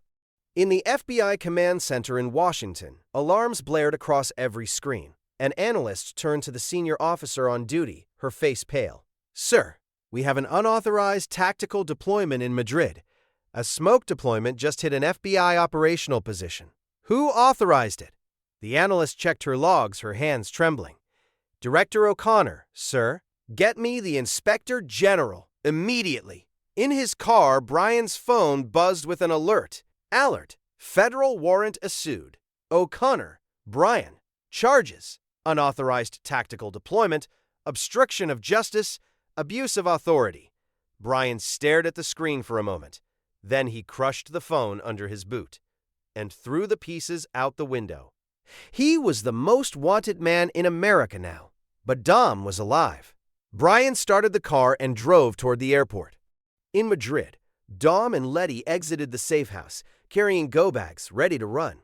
They'd been doing this long enough that they could be packed and mobile in under 5 minutes. A car screeched to a stop in front of them. Rental plates, nondescript sedan. Brian stepped out. His suit was rumpled. His tie was gone. He looked like a man who'd just burned his entire life to the ground. Brian? Dom stared at him. We need to go, now. Letty looked at Brian, then at Dom, reading the situation. What did you do? I saved Dom's life. And destroyed mine. We can talk about it later. Right now, we run. Dom studied Brian's face. He could see the desperation there, the finality, the point of no return. You just threw away everything, Dom said quietly. No. Brian met his eyes. I just chose what actually matters. Then he extended his hand. Let's go, brother. They shook. Then they ran. The three of them drove through Madrid in silence, heading for a secondary safe house that only Dom knew about. Behind them, sirens wailed. Ahead of them, nothing but uncertainty. Brian sat in the back seat, watching the city blur past the window. Somewhere in Washington, his life was being dismantled, his bank accounts frozen, his assets seized, his name added to every watch list in every country that cooperated with the United States. He was a fugitive now, just like Dom. Letty glanced at him in the rearview mirror. You really called in a tactical deployment to save Dom? He was going to kill him. That's serious, Brian. That's not just obstruction. That's abuse of federal authority. I know. Dom's voice was quiet. Thank you. Brian looked at the back of Dom's head. Your family. I'd do it again. And he would. Without hesitation. Without regret. The badge was gone. The career was gone. The life he'd built was gone. But his brother was alive. And in the end, that was all that mattered. The car turned onto a highway, heading out of the city, heading toward whatever came next. 3 fugitives, 1 family, and 8 months that had just become a lifetime. The director's office was empty. The inspector general stood in the doorway, surveying the abandoned space like a crime scene investigator examining evidence. The desk was cleared. No papers, no files, no personal items. The computer was logged off. The chair was pushed in, neat and precise. Everything in its place except the man who was supposed to be sitting there. Hobbs stood behind him, silent. How long has he been gone? The inspector general asked. 12 hours. We lost him in Madrid. And Toretto? Also gone. It appears O'Connor warned him about the operation. Do we know where they are? Hobbs shook his head. No, sir. They're ghosts. The inspector general walked slowly into the office. His footsteps were loud in the empty space. He moved to the desk and opened the drawers one by one, all empty except the bottom right drawer. Inside, placed carefully and deliberately, Brian's FBI badge. Next to it, a handwritten note on official letterhead. The inspector general picked up the note and read it aloud. I took an oath to protect and serve. I never stopped. I just realized that sometimes protecting people means protecting them from the system that's supposed to serve them. I'm sorry it came to this. Brian O'Connor. He handed the note to Hobbs, who read it in silence. He knew exactly what he was doing, the inspector general said. Yes, sir. I issue a global manhunt. O'Connor and Toretto. Maximum priority. Hobbs folded the note carefully. Sir, there's something else you should know. What? Before O'Connor left, he accessed the FBI database, multiple systems. He was in there for approximately 40 minutes. Doing what? We don't know yet, but our tech team is running diagnostics. 2 floors down in the FBI Cyber Forensics Lab, a team of analysts hunched over their workstations, reviewing database logs that showed Brian's digital footprint from his final hours with access. Analyst Martinez stared at her screen, her eyes widening. Oh my God! Her supervisor, Davis, moved to look over her shoulder. What? O'Connor deleted everything. Fingerprints, DNA profiles, facial recognition data. The entire Toretto crew. It's all gone. Davis leaned closer. Can we recover it? Martinez's fingers flew across her keyboard, running recovery protocols. The results came back negative. She tried again. Same result. He didn't just delete it, she said slowly. He corrupted the backups, seeded false data across 50 different countries. Every lead we had is now either invalid or pointing to a fake location. How long to rebuild the database? Martinez sat back, shaking her head. Years, maybe longer. He didn't just erase them. He made them invisible. Davis grabbed a phone. Get me the Inspector General. 30 minutes later, the Inspector General stood at the front of the main conference room, addressing senior FBI officials. Brian's official photo was displayed on the screen behind him, the one from his swearing-in ceremony, where he looked professional and trustworthy and nothing like a man who would betray everything. As of 0600 this morning, former Director Brian O'Connor is wanted for unauthorized tactical deployment, obstruction of justice, and abuse of federal authority. He is considered armed and dangerous. The photo changed to a most wanted poster with Brian's face. Before his disappearance, O'Connor systematically destroyed years of intelligence on the Toretto crew. We have no fingerprints, no facial recognition profiles, no reliable surveillance data. Effectively, he's given them a clean slate. A senior agent raised his hand. How is that possible? Because he had director-level access and he knew exactly what to target. Another agent? What about financial tracking? Bank accounts, wire transfers? Also compromised. He seeded false leads across multiple continents. Every transaction we investigate turns out to be fabricated. And the room erupted in frustrated murmurs, agents exchanging glances, shaking their heads. Gentlemen, the Inspector General said, his voice cutting through the noise, we are effectively starting from zero. O'Connor didn't just betray us. He dismantled our entire operation. 12 hours earlier, the hallway stretched long and bright, fluorescent lights reflecting off polished floors. Brian walked through FBI headquarters for the last time, carrying a small box with the few personal items from his desk, a photo of Mia and Jack, his old LAPD badge. Nothing else. Agents stared as he passed. Some avoided eye contact, others nodded with quiet respect. Most just watched, uncertain how to react to the sight of their director walking out in disgrace. Brian kept his eyes forward, his pace steady. He reached the elevators and pressed the button. The doors opened immediately. Luke Hobbs was inside. Neither spoke as Brian stepped in. The doors closed. The elevator began its descent. Director, Hobbs said finally, not anymore. I know. I'm the one who reported the deployment. Floor numbers counted down on the display. 7, 6, 5. For what it's worth, Hobbs said, I ran your background check. All of it. Every undercover op, every case. And you're the best cop I've ever seen. Even if you're not a cop anymore. Thanks, Hobbs. That doesn't mean I won't come after you. I'd be disappointed if you didn't. The elevator reached the ground floor. The doors opened. Brian stepped out. Hobbs held the door with his hand. Brian, one question. Brian stopped but didn't turn around. Was it worth it? Brian thought for a moment. Then he said quietly, ask me in 8 months. He walked toward the exit. The main entrance of the J. Edgar Hoover building was crowded with news cameras and reporters who'd somehow gotten word that something was happening. They surged forward when Brian appeared, shouting questions over each other. Director O'Connor, is it true you've been colluding with fugitives? Did you sabotage FBI operations? Are you under investigation? Brian didn't respond. He just walked through the crowd, his face impassive, the box of personal items tucked under his arm. At the bottom of the steps, Mia was waiting. She'd parked illegally, the car running, ready to move. Jack was in his car seat in the back, sleeping peacefully. Brian got in the passenger seat, set the box in the back. Mia looked at him. Ready? Yeah. Let's go. In the rearview mirror, the FBI building grew smaller, then disappeared as they turned a corner. They drove in silence for several blocks. "Where's Dom?" Mia asked finally. "Safe house outside the city. I told him to lay low until we figure out the next move. Together. For how long? However long it takes." Mia reached over and took his hand. "We'll get through this. I know." The safe house was a nondescript apartment in a building that looked like every other building in the neighborhood. Forgettable. Invisible. Perfect. When Brian and Mia arrived, the crew was already there. Dom, Letty, Roman, Tej, Ramsey, Han.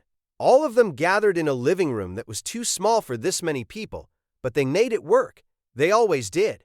Everyone turned to look at Brian as he entered, the former FBI director who'd just become a fugitive to save them. Roman broke the silence. "So, the FBI director is now a wanted man. That's some character development." "Former director," Brian said with a slight smile. "And yeah, I didn't see that coming either." Dom stood up from where he'd been sitting by the window. "What's the damage?" "Federal warrant. I'm officially the Bureau's #1 priority."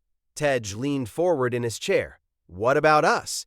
I deleted your profiles from the FBI database, corrupted the backups, seeded false leads across 50 countries.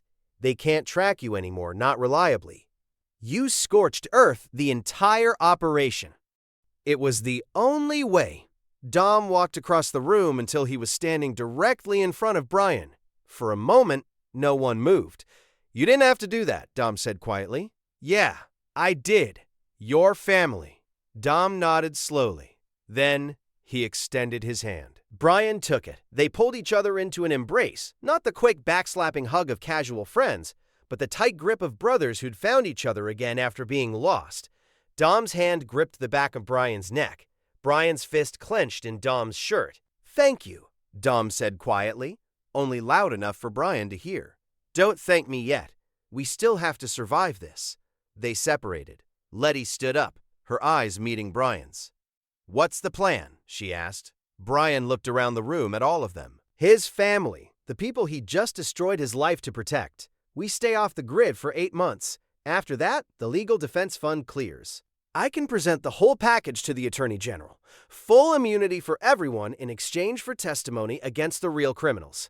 Roman shifted in his seat. "And if that doesn't work, then we keep running, forever." Han spoke from where he'd been standing in the corner eating chips. "I've been running my whole life. I can do it for 8 more months." "We all can," Tej said. Dom looked at Brian. Then it settled. "We stay hidden, and in 8 months, we walk away free. Or we die trying," Brian said. Dom grinned. "Wouldn't be the first time."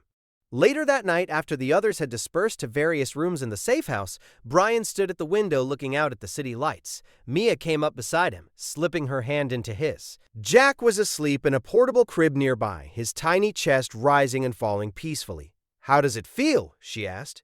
"What?" "Being free. Really free." Brian was quiet for a moment, thinking about the question.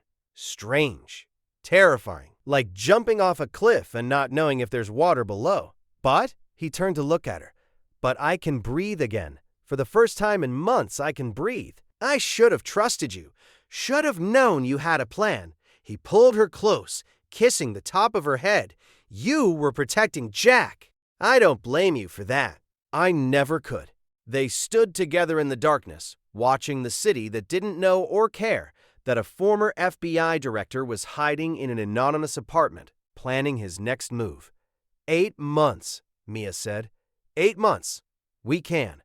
In Washington, in the empty director's office, Hobbs stood alone looking at Brian's abandoned desk.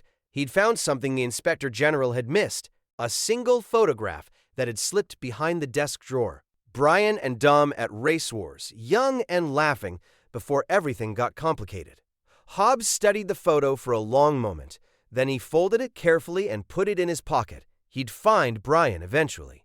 That was his job. That's what he did. But part of him, a small part he wouldn't admit to anyone, hoped it would take a while. Because Brian O'Connor had been right about one thing. Sometimes the law wasn't justice. Sometimes the rules were written by people who'd never had to choose between duty and family. And sometimes the best cops were the ones who knew when to break the rules. Hobbs turned off the lights and walked out, closing the door behind him. The office sat empty and dark. The badge sat on the desk, abandoned. And somewhere in the night, Brian O'Connor and his family were running toward freedom or destruction. Only time would tell which. Brian had lost everything: his career, his reputation, his freedom. But he'd gained something more important: his family, whole and together. The crew was safe, the databases were destroyed, the FBI was starting from zero. 8 months until the money cleared. 8 months until immunity could be negotiated. 8 months until they could all walk away clean, if they survived that long. The clock was ticking. The hunt was on. And Brian O'Connor, former FBI director, fugitive, brother, father, husband, was finally on the right side of the war. Even if it meant losing everything else. 6 months had the weight of a lifetime. The farmhouse sat in a valley between mountains that had names Brian couldn't pronounce in a country he'd stopped trying to remember.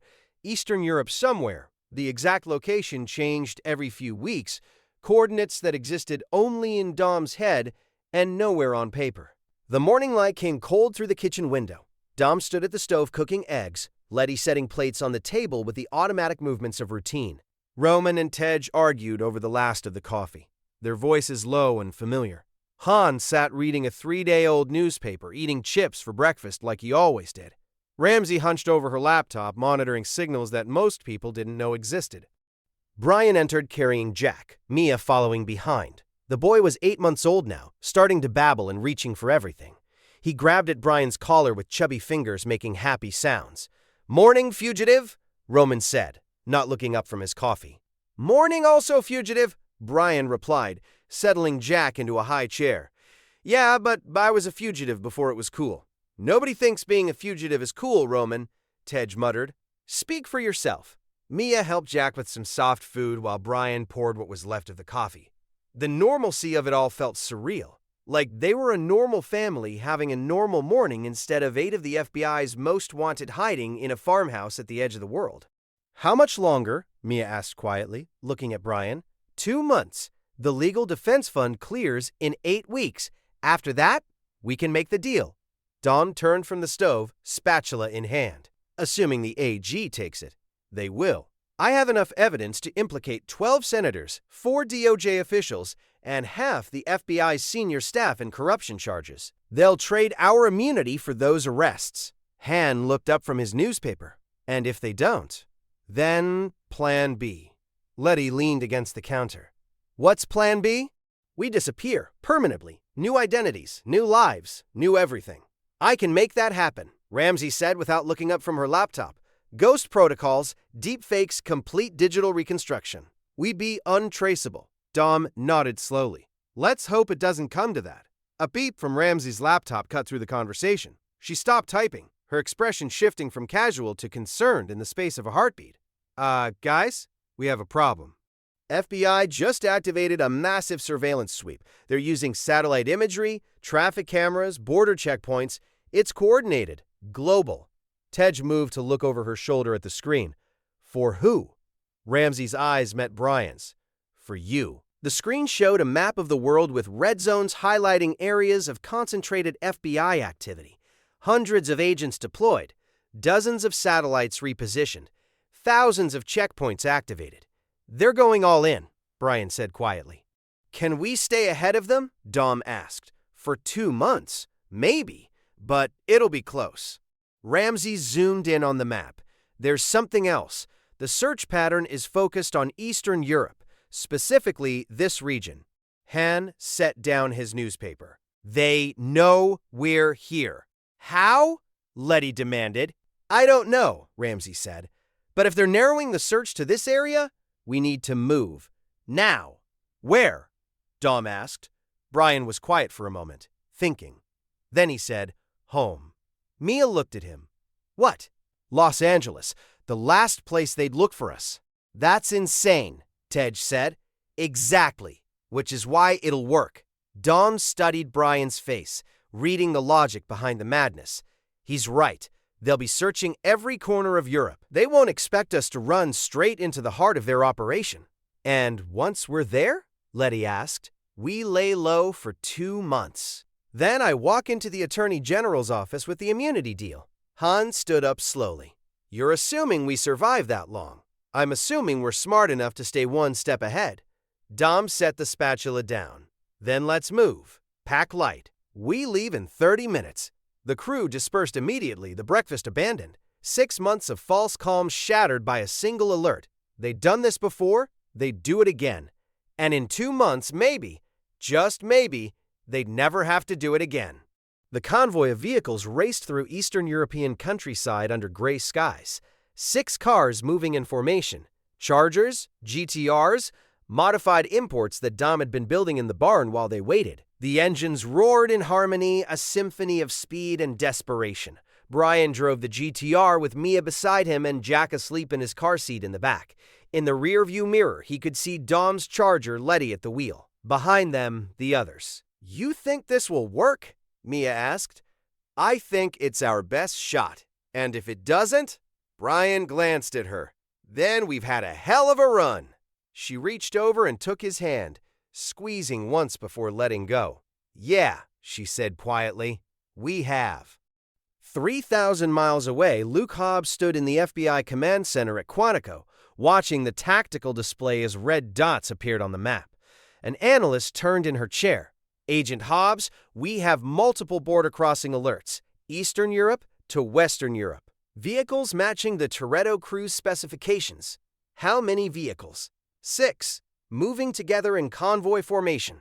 "Where are they headed?" "Unknown, but trajectory suggests they're heading west, possibly toward the Atlantic coast." Hobbs stared at the map, thinking. "They're running. Deploy intercept teams to every major port and airport in Western Europe. I want them boxed in." "Yes, sir." But even as he gave the order, Hobbs couldn't shake the feeling that he was missing something. Brian O'Connor didn't run in predictable patterns. He was always 3 moves ahead. "Where are you going, Brian?" Hobbs said to himself. The private airfield outside Lyon was nothing but a runway and a hangar, the kind of place that didn't ask questions if you paid in cash. A cargo plane sat waiting, engines already running, pilot ready to fly anywhere for the right price. The crew loaded their vehicles into the cargo hold with practiced efficiency. 6 cars secured with chains and straps, everything tied down for the 12-hour flight. Dom walked to the pilot, a weathered Frenchman who'd smuggled everything from diamonds to weapons. "You clear on the destination?" "Los Angeles. Non-stop. 12 hours. "Good. Get us in the air." The crew boarded, settling into makeshift seats along the cargo hold walls. The plane's interior was bare metal and exposed wiring, cold and loud and uncomfortable. But it would get them where they needed to go. Brian sat next to Dom as the plane began taxiing, Jack secure in Mia's arms across the aisle. "Last time we flew together, we jumped out of a plane," Dom said. Brian smiled slightly. "Let's hope this trip is less dramatic." "With us?" "Not likely." The plane's engines roared louder as they accelerated down the runway. Then that moment of weightlessness as the wheels left the ground, and they were airborne, leaving Europe behind, flying toward whatever came next. In Quantico, alarms blared across the command center. The analyst turned to Hobbs, her face pale. "Agent Hobbs, we have a problem." "What?" The vehicles crossed into France, entered a private airfield, and then nothing. No satellite coverage, no border crossings, no checkpoints. Hobbs felt something click in his mind. "They're on a plane." "Sir?" "Pull up flight manifests for every cargo plane that left France in the last 2 hours." The analyst's fingers flew across her keyboard. "Sir, I have one match. Cargo plane departed 30 minutes ago from a private airfield outside Lyon. Destination? Los Angeles." Hobbs went completely still. Then a slow smile crossed his face. Not happy, but impressed. "They're coming home," he said quietly. "Should we intercept?" Brian had just made an incredibly bold move, flying straight into the center of FBI operations. It was either genius or suicide. Knowing Brian, probably both. "No," Hobbs said finally. "Let them land. We'll be waiting." Over the Atlantic, Brian couldn't sleep. He walked to the cargo hold, checking on the cars one more time, even though he knew they were secure. Dom was already there, leaning against the Charger, staring at nothing. "Can't sleep either?" Dom asked. "Too much on my mind." "We're going to make it, Brian. You don't know that." Dom looked at him. "Yeah, I do." Because we have something they don't. What's that? Family. And family doesn't quit. Brian smiled despite himself. When did you become so optimistic? When you gave up everything to save us. That means something. That means we're worth fighting for. You always were. They stood in comfortable silence, listening to the plane's engines and feeling the slight turbulence of crossing an ocean at 30,000 feet. 2 more months, Dom said. Then it's over. 2 more months. The warehouse in East LA looked abandoned from the outside. Graffiti-covered walls, broken windows, weeds growing through cracks in the pavement. Perfect camouflage. Inside, it was stocked with everything they'd need for 2 months. Food, water, supplies, beds in the back rooms, a secure communication system that Ramsey had set up. Everything Brian had arranged through intermediaries months ago. Insurance against a day like this. The crew parked their cars and secured the building. Guards on rotation. Exit strategies mapped. Everything they'd learned from years of running. We lay low, Brian said to the assembled group. No unnecessary risks. No public appearances. We stay inside until the deal is done. And if the FBI finds us? Ramsey asked. They won't. This warehouse is off the grid. No digital footprint, no paper trail. How do you arrange this? Dom asked. Brian allowed himself a small smile. Let's just say I still have friends in low places. That night, after everyone had settled in, Brian's phone buzzed with a secure, encrypted message. He read it. His expression changed. Mia saw it from across the room. What is it? Brian showed her the phone. Legal Defense Fund. Transfer complete. Status cleared. 2 months early. The crew gathered around as Brian explained. It means I can make the deal now, he said. We don't have to wait. Letty stood up. So what are we waiting for? Nothing. I'll contact the Attorney General tomorrow. Set up a meeting. Just like that? We're done running? Just like that. The weight that had been pressing down on them for 6 months, for 3 years, lifted just slightly. Not gone, but lighter. Dom raised his beer. To family. In Quantico, Hobbs stared at thermal imaging of the warehouse, heat signatures consistent with multiple people and vehicles. It's them, he said. Should we move in? An analyst asked. Hobbs shook his head. Not yet. Full surveillance. I want eyes on every exit. If they move, I want to know immediately. He stared at the map of Los Angeles, at the red dot marking the warehouse location. I've got you, Brian, he said quietly. But for the first time in 6 months, Brian wasn't worried about being found. The money had cleared. The immunity deals were ready. Tomorrow, he'd call the Attorney General. Tomorrow, this would all be over, one way or another. The crew settled in for their last night as fugitives, not knowing yet that in 24 hours, everything would change. That in 24 hours, they'd finally be free, or they'd be dead. But tonight, they were together. Tonight, they were family. And that was enough. The Attorney General's office occupied a corner of the Department of Justice building with windows overlooking Constitution Avenue. The furniture was old, mahogany that had witnessed decades of deals and decisions that shaped the country. The walls held portraits of former attorneys general, their painted eyes watching everything. Brian sat across the desk from the current occupant, a woman in her 50s with sharp eyes and grayer hair than her official photos showed. Between them sat a folder containing months of work. Financial records, testimony, documentation of corruption at the highest levels of government. She read through it slowly, turning pages, occasionally pausing to reread a section. Brian waited, his hands folded in his lap, trying not to show how much was riding on the next 5 minutes. This is extensive, she said finally, closing the folder. It's everything. 12 senators, 4 DOJ officials, multiple FBI senior agents, all involved in using the Toretto crew as scapegoats to cover their own corruption, and you're offering this in exchange for full immunity for Dominic Toretto and his crew. Full immunity, clean records, no prison time. They walk away. The Attorney General sat back in her chair. And what about you? I'll take whatever sentence you deem appropriate. I broke the law. I'll face the consequences. She studied him for a long moment, weighing something Brian couldn't see. You realize what you're asking me to do? Grant amnesty to some of the most wanted fugitives in the country? I'm asking you to acknowledge that they were never the real criminals. They were just convenient targets for people in power who needed someone to blame. That may be true, but they still broke the law. Brian leaned forward slightly. So did the people in that folder. The only difference is they didn't hide behind a badge while doing it. The Attorney General's expression hardened at the accusation, but she didn't deny it. She couldn't. The evidence in that folder proved too much. You're playing a dangerous game, Director O'Connor. And I've been playing this game for months. I'm ready for it to end. Silence settled over the office. Outside the windows, Washington continued its daily rhythm, oblivious to the negotiation happening in this room. I'll need to review this with my team, she said finally, and I'll need assurances that the Toretto crew will cooperate fully with our investigation. They will. You have my word. Your word doesn't carry much weight anymore, Director. Then let them prove it themselves. Give them the chance. She considered this. Then she nodded once. I'll have an answer for you in 48 hours. Thank you. Brian stood to leave. Director, she said as he reached the door.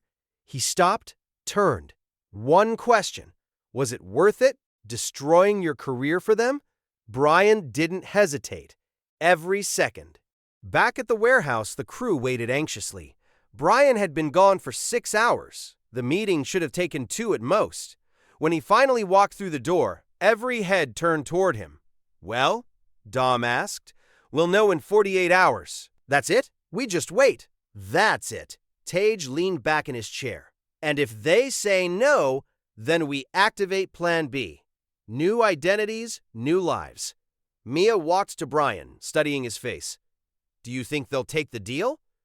Honestly, I don't know. But I've done everything I can. 48 hours felt like 48 years. They passed the time the way they always did, working on cars, sharing meals, telling old stories that got better with each retelling. Roman argued with Tej about everything and nothing. Han ate chips and read. Ramsey monitored her systems. Letty and Dom sat together in quiet moments, not talking, just being. Brian spent most of the time with Mia and Jack, knowing that if this went wrong, these might be their last hours together before they had to scatter again. On the second day, at exactly 2 p.m., Brian's phone rang. The Attorney General's office. He answered on speaker so everyone could hear. O'Connor, Director, we've reviewed your proposal. Brian's heart hammered against his ribs. And we accept full immunity for the Toretto crew in exchange for their testimony and cooperation.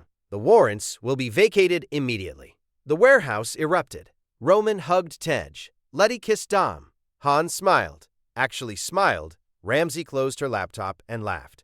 And me? Brian asked, his voice barely steady. You'll face a formal review, but given the circumstances and the value of the intelligence you've provided, I'm recommending community service in lieu of prison time. You'll likely be stripped of your pension and barred from federal employment, but you won't see the inside of a cell. Brian closed his eyes, relief washing over him like a wave. Thank you. Don't thank me, Director. You earned this, both the punishment and the redemption. Brian looked around at his family, his real family, and saw his own relief reflected in their faces. You did it, Dom said. We did it. Dom walked to a locked cabinet in the back of the warehouse and pulled out official documents that had been delivered via secure courier during the phone call. Immunity agreements. Toretto, Dominic, and crew. Vacated warrants. All federal charges dismissed. He held them up for everyone to see. It's real. We're free. After all these years, Letty said quietly. We can actually go home, Roman added. Start over, Tage said. Live normal lives, Han finished. Define normal, Ramsey said, and everyone laughed, the tension of years finally breaking. Mia walked to Brian and took his hands. What about you? I have to report for sentencing next month. Community service, probation, but I'll be okay. We'll be okay, she corrected. She kissed him, and for the first time in months, it felt like a beginning instead of an ending. Dom cleared his throat. One more thing before this is over. Brian looked at him. What's that?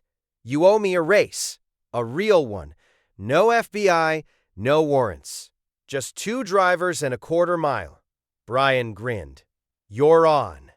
The coastal highway north of Los Angeles stretched empty in the late afternoon sun. Ocean on one side, mountains on the other, asphalt that had been repaved so many times it was smooth as glass. 2 cars lined up, Brian's GTR and Dom's Charger, side by side, engines idling. The crew stood on the shoulder, watching. Roman had $20 on Dom. Tej took the bet, backing Brian. Dom shouted over the engines. Just like old times. Better, Brian shouted back. Letty stood between the cars, holding up a bandana she'd borrowed from her pocket. On 3, 1, 2, 3. The cars launched simultaneously, tires screaming, both drivers shifting with the precision of people who'd been racing their entire lives.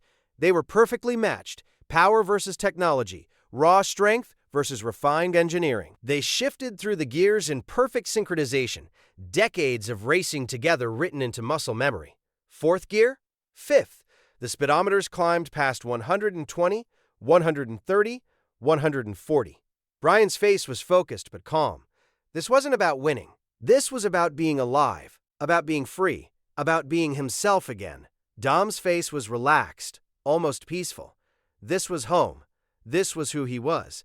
They crossed the quarter-mile mark doing 145. Brian ahead by a nose. Both drivers slowed, pulling over to the shoulder. They stepped out and met in the middle of the road.